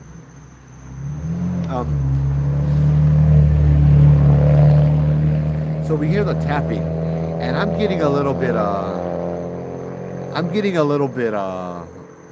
not flustered, but exasperated, I guess would be a better word. I'm usually a patient guy, but in my head, I'm thinking to myself, brah, this place is supposed to be scary. This place is supposed to have demons. This place is supposed to be the gateway to hell. Brah, all these things can do is tap on one damn chair. What the hell is this? See, that's what I'm thinking. And I look at Doug and I'm like, oh, Doug, I almost did it. Doug's like, you almost did what? I'm like, I almost did what I did before. He's like, what is that? I'm like, I almost said what? You this big bad demon and all you can do is tap one chair leg.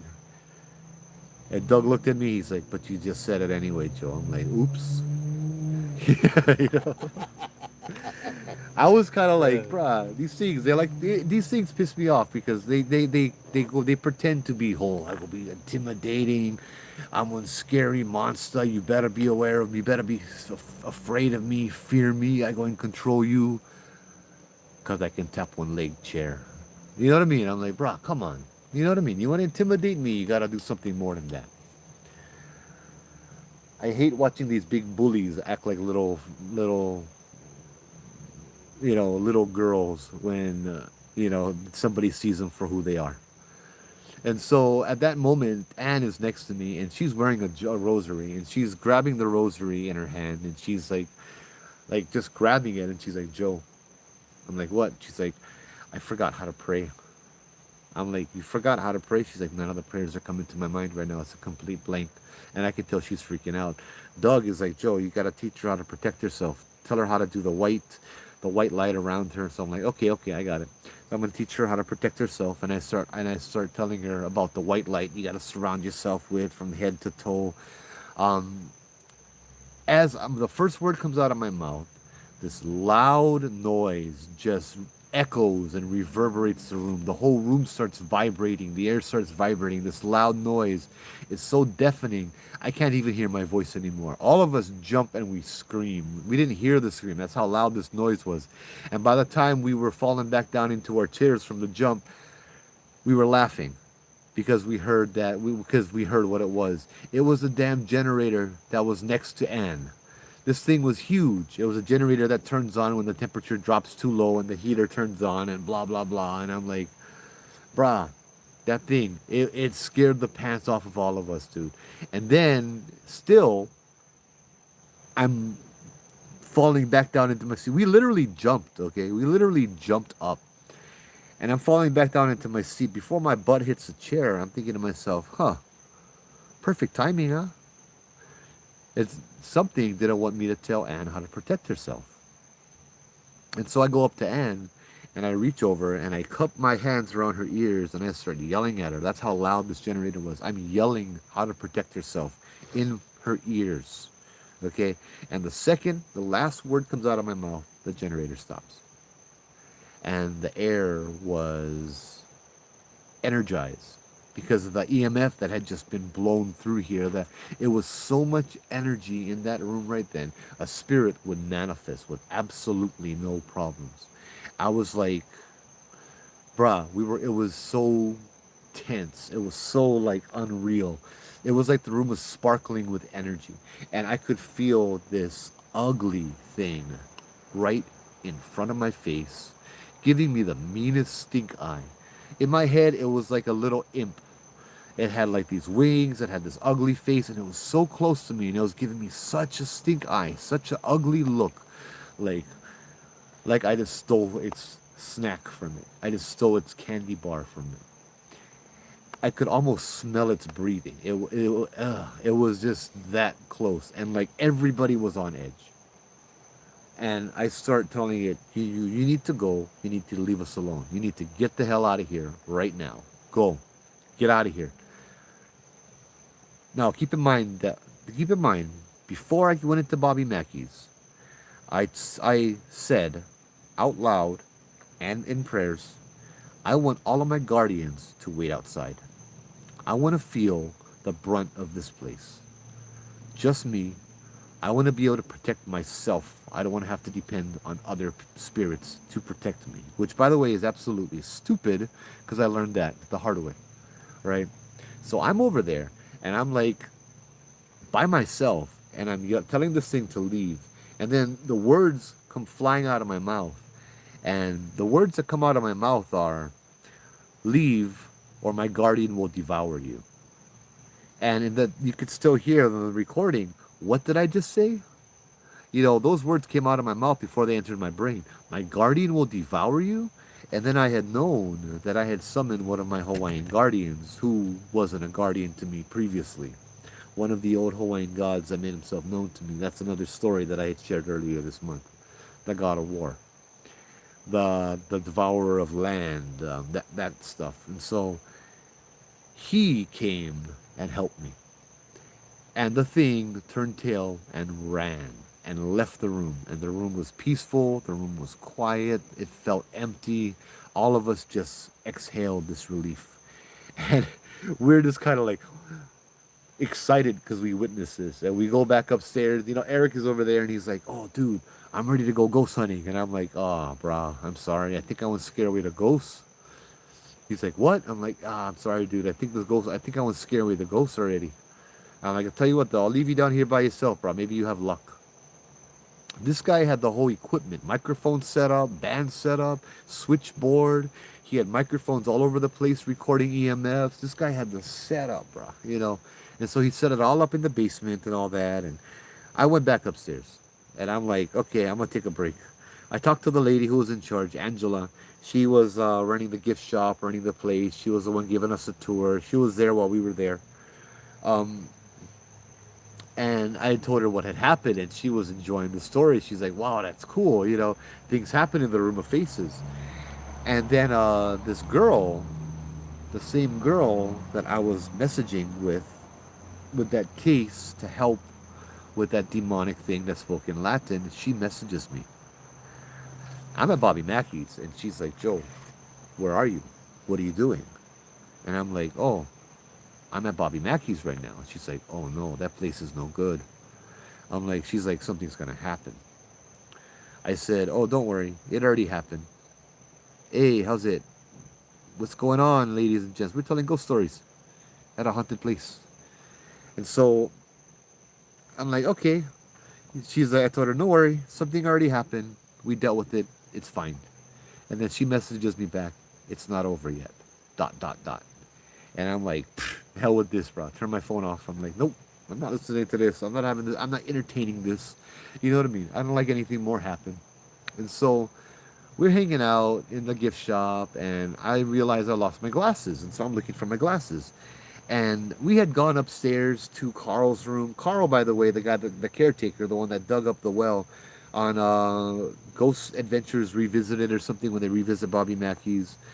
They exposed that Carl, the guy that lived at Bobby Mackey's, had to undergo, I think it was an exorcism, at least every month by a Catholic priest from just living there. He would change, things would happen, and he had to get a regular exorcism, right?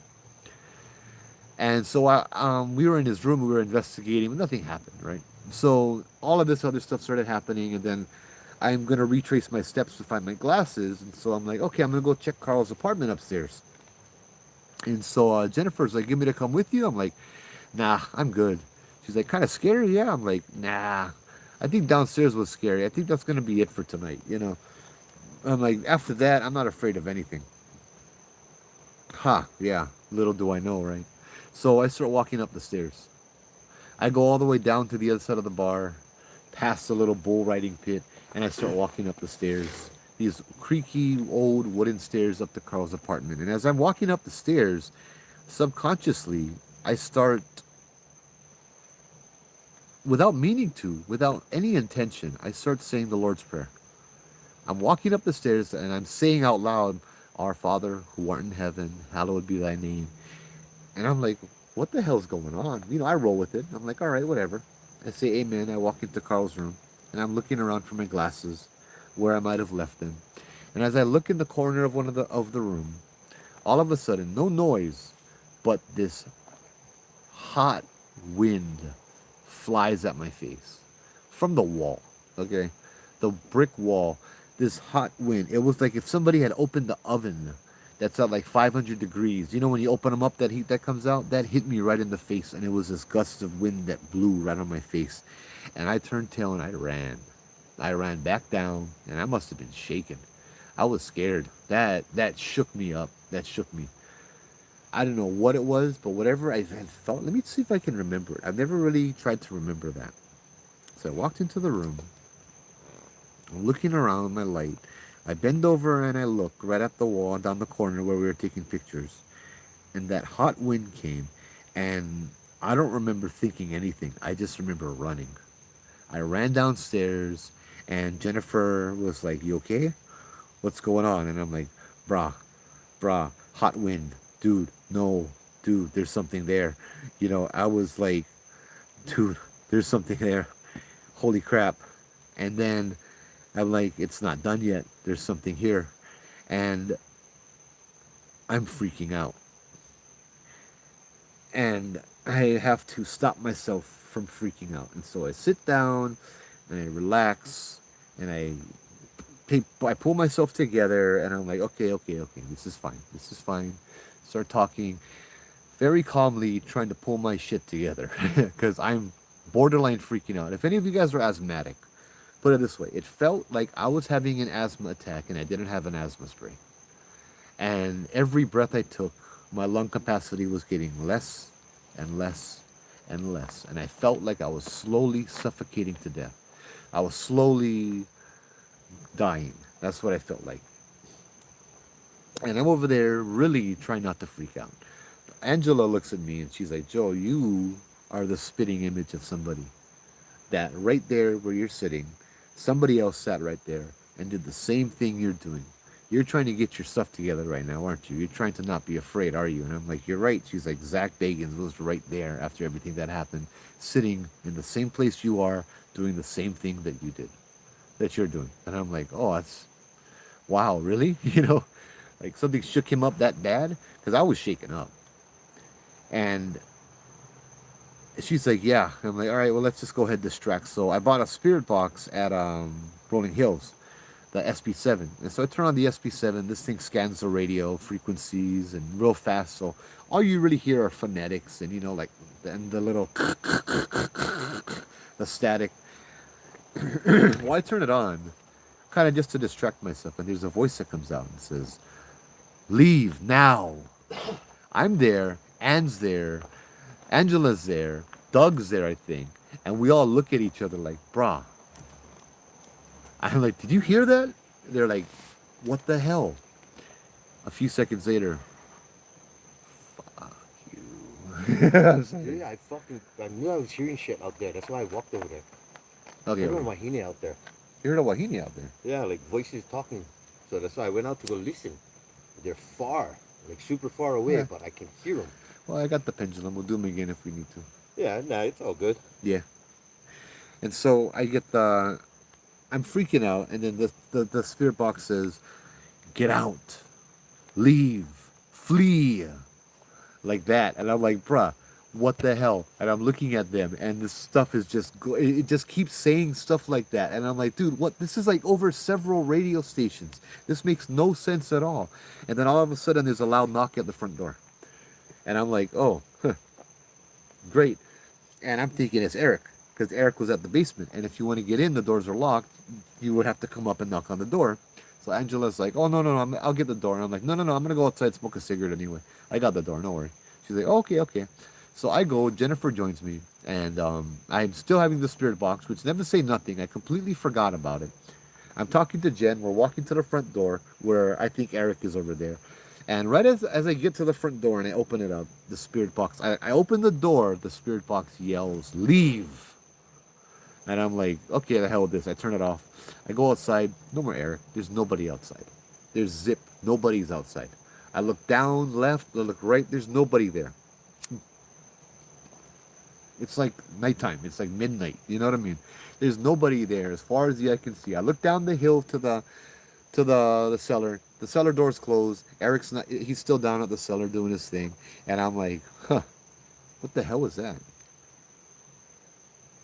Something just moved, like a frog jumped right between 1, 2, 3, and 4 from the left. Okay. Sound like something was walking up there. Mm-hmm. And I was just about to go move the lights farther out towards the. Nah. I'm more worried if they over in our circle, bro. I figured they wouldn't get in though. So Yeah. That's why I was gonna push them out for see if they actually outside the barrier. Huh? Yeah. So I go back inside, and I'm sitting down, and I'm still trying to not freak out, and my breathing capacity is getting less and less and less and less and less, and I'm like, bro, this is really. I turned to Angela. I'm like, do you mind if I bless the place? You know, I have my Hawaiian salt. I actually have tea leaves all the way in Kentucky, and I'm like, all right, I'm gonna bless the place. You know, and she's like, go ahead. So I walk around the pitch black bar, and I start blessing the place with the tea leaf, with the holy water, with the Hawaiian salt. And everywhere I look, I see Monster Energy Drink. That was their sponsor. The glowing lights. Yeah, you know the glowing signs. I see the M. The M of the Monster are actually 3 scratch marks, and each scratch mark is Hebrew for 6. This case that I was working, 666 came up everywhere I went to. Everywhere I went to. Several times a day. You know, more than a dozen times some days. 666, 666 everywhere. And now everywhere I look, I'm seeing 666 glowing at me in this green glow. But I notice as I bless the place, my breathing gets better. The tension leaves, everything gets easier, and it lifts, and I get better. Doug, at one point he went downstairs by himself, back into the room of faces to do a crossover. And so he was over there by himself. Eric was upstairs. He was in the cellar by himself for almost an hour. And, like, doing a crossover of the murderers, he said. He came back upstairs and said that the murderers finally crossed over. He's like, don't worry, this place isn't haunted.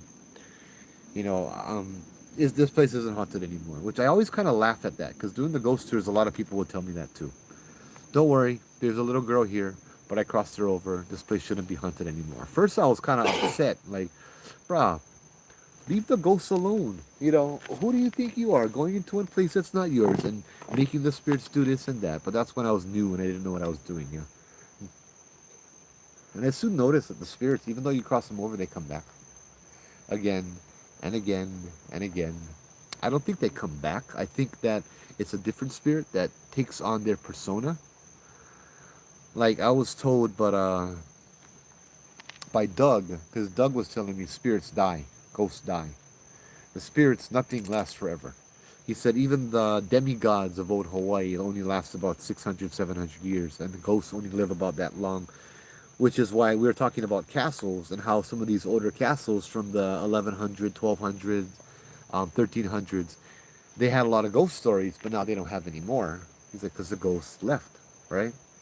But he said, like, for example, Madame Pele, she would, after a few hundred years, cross over and go back into being a true spirit. But what she would do is she would pick up her mantle, her, let's say like a coat, what she would wear. Everything in that is her mana. Everything she did, everything that she was, she'd put it and place it on the ground, and a new spirit would come up and put it on and inherit all of those memories, everything, and become her all over again. And so what we would see is her still being there, whereas this whole switch actually happened, right? That's kind of the same with these spirits, right? We would cross them over, but another spirit would come, pick up the mantle, and become the evil spirit. Perhaps this was a way of them to go and find reckoning, right? In a roundabout way, perhaps this is a way that the spirits that were bad would find salvation. Who knows, right? I bring up that part about Doug doing the crossovers because it took a lot out of him. Yeah. We had finished up, and let's see if I can find the picture. We had a picture of all of us, but I can't find that one. I did take this picture though, which is one of my favorite pictures, just because. Yeah, here's me at Bobby Mackeys, badass, you know. In 2014.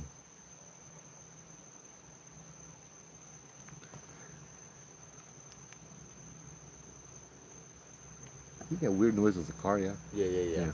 It's coming from the car. What a strange noise for a car to make. Oh, maybe The it's radio? standard.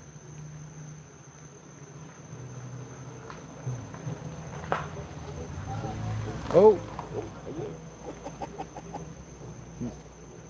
It's like some, it's like some dirty freaking Hawaiian style music. Bro. Like the elevator kind. They're like little Timmy on the the elevator freaking, music in the hotel, little bro. Timmy on the ukulele. Freaking Tiny Tim Tiny or whatever. Tim, yeah. Yeah. That's what it sounded like, bro. I'm sorry, guys. Don't. Back to your story. Don't mind me. Don't mind me. I'm So- stupid like that sometimes. So Bobby Mackey's passed. We went back to the hotel. We found six of us to spend $100 each for a 6-hour investigation. Right. So yeah, it was kind of fun. 666, perfect. We went back to the hotel. Doug had the bed. I had the cot. Eric had the couch. We went to sleep about 6 o'clock in the morning. After we ate at the bar, first time I had biscuits and gravies. You know, the hotel breakfast bar, brah, was good.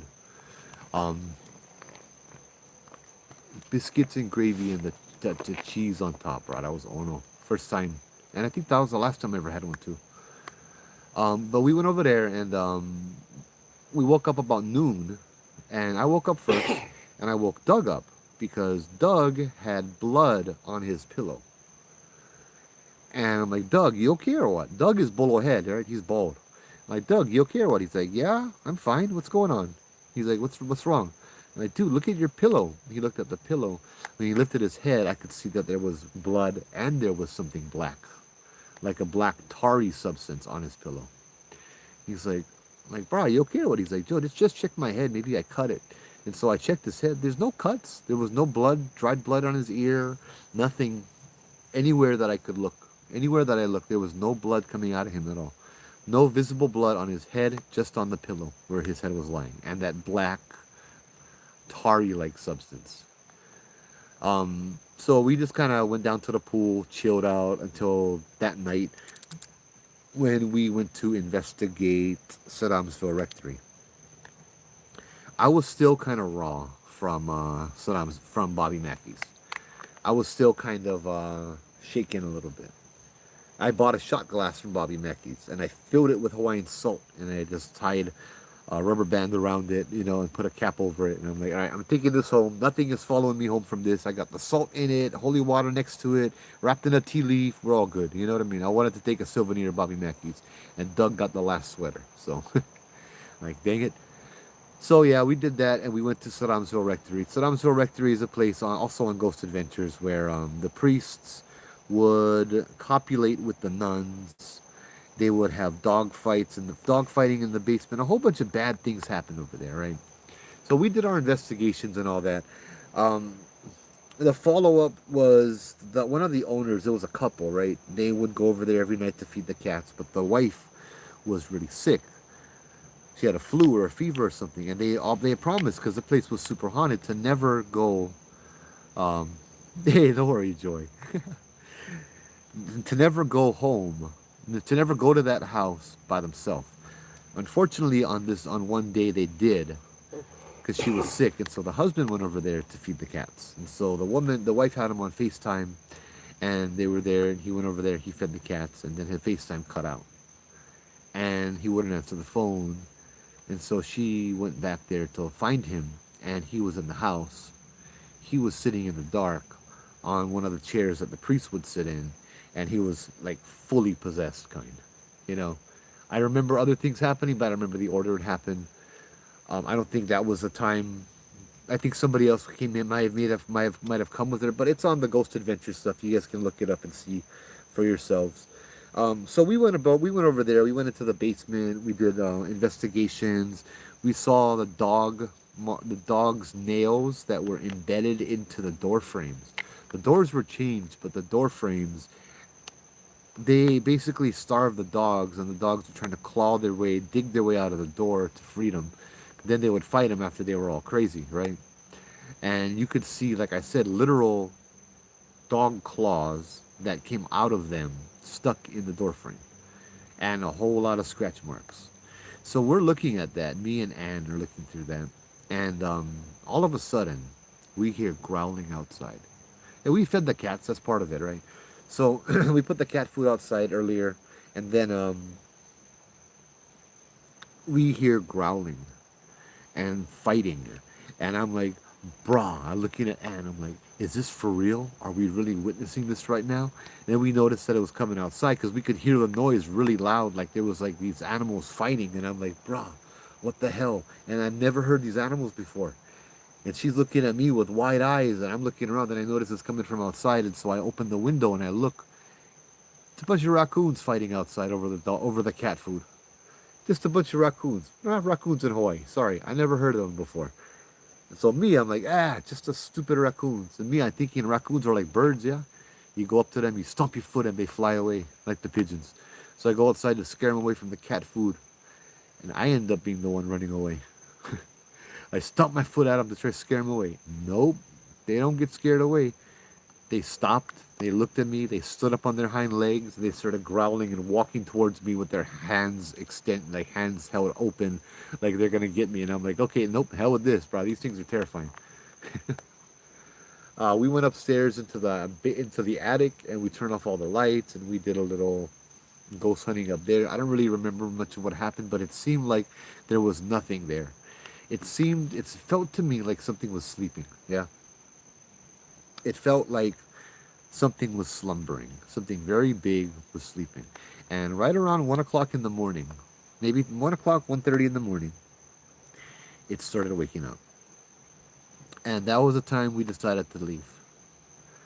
I was like, we could actually spend the night. I was trying to convince them to not pay for another night in the hotel because we could spend the night at Sedamsville. They had beds and everything, but nobody wanted to. They wanted the hotel. And I'm kind of glad for it too. So I called up my son, because it was like 1 o'clock in the morning, so that must have been about 8 o'clock Hawaii time. And 8 o'clock Hawaii time, I call up my kids, talking to them on the phone, saying, hey, how's you guys' day, that kind of stuff, right? And over the phone, I start to hear that voice. It was that, like, voice in my ear. And it was saying these dirty words, calling me all these dirty names. And I know from past experience that my kids could not hear it. I was the only one that could hear it. And so I wrapped up the call. My ovilus then started saying those same dirty names back to me. It was like dirty, other words that started with D, that kind of stuff. It was that and the feeling of the things waking up. I was ready to go. So we packed up and we left. But I was the one that had to go through the house and make sure all the lights were turned off and all the doors were locked. So of course, how they have it is you got to start off at the end of the house and you got to you got to turn them off. And when you turn off the room, you got to walk through the room that's freaking pitch black to get to the next room. So it was a little unnerving. I had to start off at the top and all of that, and then I was at the bottom in the basement where the dog fights happened. And for some reason, the light switch was all the way on the other side, on the far side away from the stairs. And so I'm like, I can feel this thing waking up, shaking, just reviving, and I can feel this horrible demonic thing just slowly opening his eyes, seeing me, kind of thing. Bro, it was like I ran. Okay, I'll tell you guys that I ain't ashamed of that. I ran. I went down into the basement, I turned off the lights, and in that pitch black, I ran all the way back to the stairs.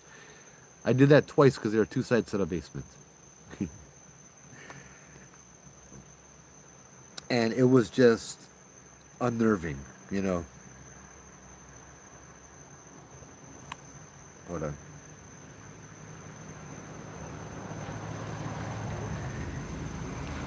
And we left.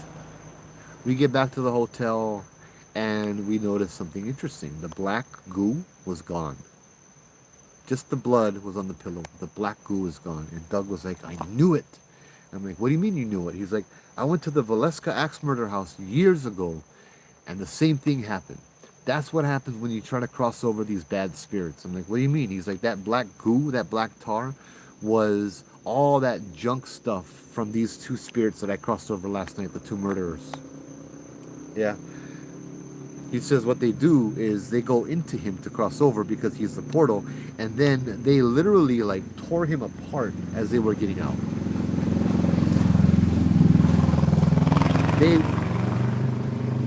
They were forcefully crossed over, and as they were forcefully crossed over, they caused as much damage in Doug as possible. You know, as they went through the portal and went into hell or heaven or whatever fate awaited them. And so that black tar, he said, was called what he believed is called ectoplasm. You know, he wanted to get a collection of it. He said the same thing. I think he said at the Valeska house, he was stuck up in a motel for almost 2 weeks because he was sick. He said he collected some of that thing in a little cup or a little jar, and the next morning the whole thing was vanished. It was gone. Yeah. I got my theories about that, but maybe we can get into that another night. Brah, it's been 2 hours. This was then we went to the forest in Wisconsin. It wasn't really that haunted, but we learned about time anomalies. It was a Native American burial mound. It was really cool. Birmingham, Wisconsin. There's a lot of time anomalies that happen over there, and it was just really cool to see this place that Doug had spent years investigating and all of that kind of stuff. Walking through this forest, where all of these ancient Native American burial mounds were there. He said he believed that they dated back thousands of years. You know, he showed me a lot of pictures, but we didn't have anything really happen that night that I can remember right now. I do want to go over a little bit about after that happened. Doug dropped me back off at Chicago Airport, O'Hare, and I flew out to Maine. And Bobby Mackeys still messed with me. That experience at Bobby Mackeys, I felt something was different. I felt something was there, but it wasn't there. It wasn't for years until I could pinpoint what was actually going on. Did you just fucking hear that, Joe? No. Like thumping, like boom, boom, like a giant stepping on the ground, like boom, boom. Where? Down the trail? Yeah. Sorry, I had to mention that one. No, thank you. I need to cut you off. Maybe it's time to go. That was full. That one was sounded like a giant cake. Yeah. You know what? I'll continue this story later. I will tell you another story that we can end on. A few years ago, maybe 2 years ago, I think it was, a bunch of us came over here. Maybe it was last year. No, 2 years ago. We had a pop-up tent. We came over here, and I shared one of my scarier stories that I'm going to share with you guys about the possession and all of that. And as I was done sharing the story, my friend Obake Hunter took the camera and started telling other stories. It was his turn. So I felt that demonic presence. I felt that thing that called itself Lilith. I felt that energy, I felt that entity, and I got scared and I shrunk. I shrunk down out of fear. And this was just a few years ago. You know, this case happened in 2014, but all of a sudden I could remember the fear. This thing was here with me because I told its story. Because it came. As soon as that happened, we heard thumping, like Matt just heard, down at the bottom of the trail over here. We heard what sounded like a huge tree walking around. Just boom, boom, tree shaking, boom. And what we saw, and there was another girl as well that was with us. She moved to Vegas too, I think. But she could see as well, and she's like, that's a tree. It looked in my head like an ent, you know, from like Lord of the Rings. There was this huge tree just thumping around down there.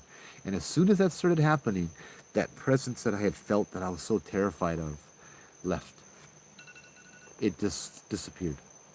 That thumping was the guardian of this place. And I'm so happy that he's back. And because I'm bringing up this story again, and I'm getting into it about the things that have happened in Maine, it's here because I think I'm attracting these spirits back, or maybe it's because of that one little creak we heard earlier. Huh?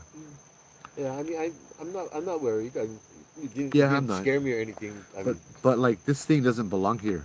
I'd Yeah. rather hear that than the drums, you know. I was like, so. Yeah. Joy, were you here with us at night? Well, we heard the thumping. That lady had brought her tent. I don't know if you was here. I forget exactly all who was here, but yeah, you were there. Do you remember the thumping too? It only lasted about a minute or two. Oh man. So yeah, I'm getting into this part of the story as well, and so I think that this thing is kind of telling me, okay, well, I'll give you one night, but not two. I hope. I think you're okay, though. Huh? Yeah. I We're think you're okay. okay. It's just a little sign. Yeah. Yeah. We first thought it was brown. Now YouTube is reconnecting. Nice. Night, Scott. Bro, this is one active place for one Sunday night. So, Oh, look, the light went off. The lights just went off. Wow. Cool. As YouTube went off, though. Yeah. YouTube said reconnecting, and then the lights just all went off. Oh, bro, I got hot chicken skin on my back. What the hell? Holy moly. What's going on? You like us leave? Do it one more time, please. No, that was a car driving down the street.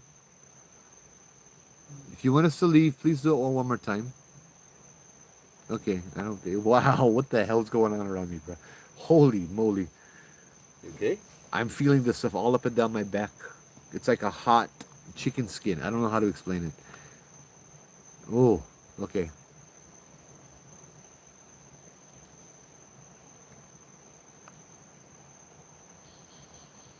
I don't smell nothing. I don't taste nothing. Didn't feel bad at all though, but brah, I've never felt that before. Mm. It's like Mauna Kea, I felt the cold, right? Ah. But over here it was hot, and it didn't feel like that prickly kind of thing. Yeah. It felt like chicken skin just going from my base, the base of my spine, all the way up to my neck, over and over again. Oh, Tonight's been cool, too. still feeling it, bro. Way cooler than normal. Yeah. What the heck is going on here? I'm going to flip the camera around so I can tell you guys good night. Because I do have to work in the morning. Yeah, not crazy, though. Huh? Yeah, not crazy. You know, I know, yeah, bro, we all crazy. It's okay. We all nuts over here, bro. So I told him in the chat earlier, no worries, it's nothing. I'm just crazy. He said, no, I'm not crazy. I'm not crazy. Oh, man. Okay, I hope I can sleep after that. Yeah, it's 1 a.m. Ha! Well, have a good morning, Joy, and everybody else in the mainland, too. Thank you guys for tuning in. We will see you guys tomorrow night. I have another subject tomorrow night. I got a few subjects that I'll pick it out. Maybe we'll continue the story tomorrow Mama night. Jana. And we'll have Jana. Hey, Jana, how's it? What are you doing awake at like, what, 12 o'clock? 1 o'clock? But yeah, we finishing our live up now. It is 10 o'clock p.m. in Hawaii, yeah? Thank you guys. We'll see you guys tomorrow night, 8 o'clock Hawaii Standard Time. I look forward to it. Oh, man. Take it easy. Aloha.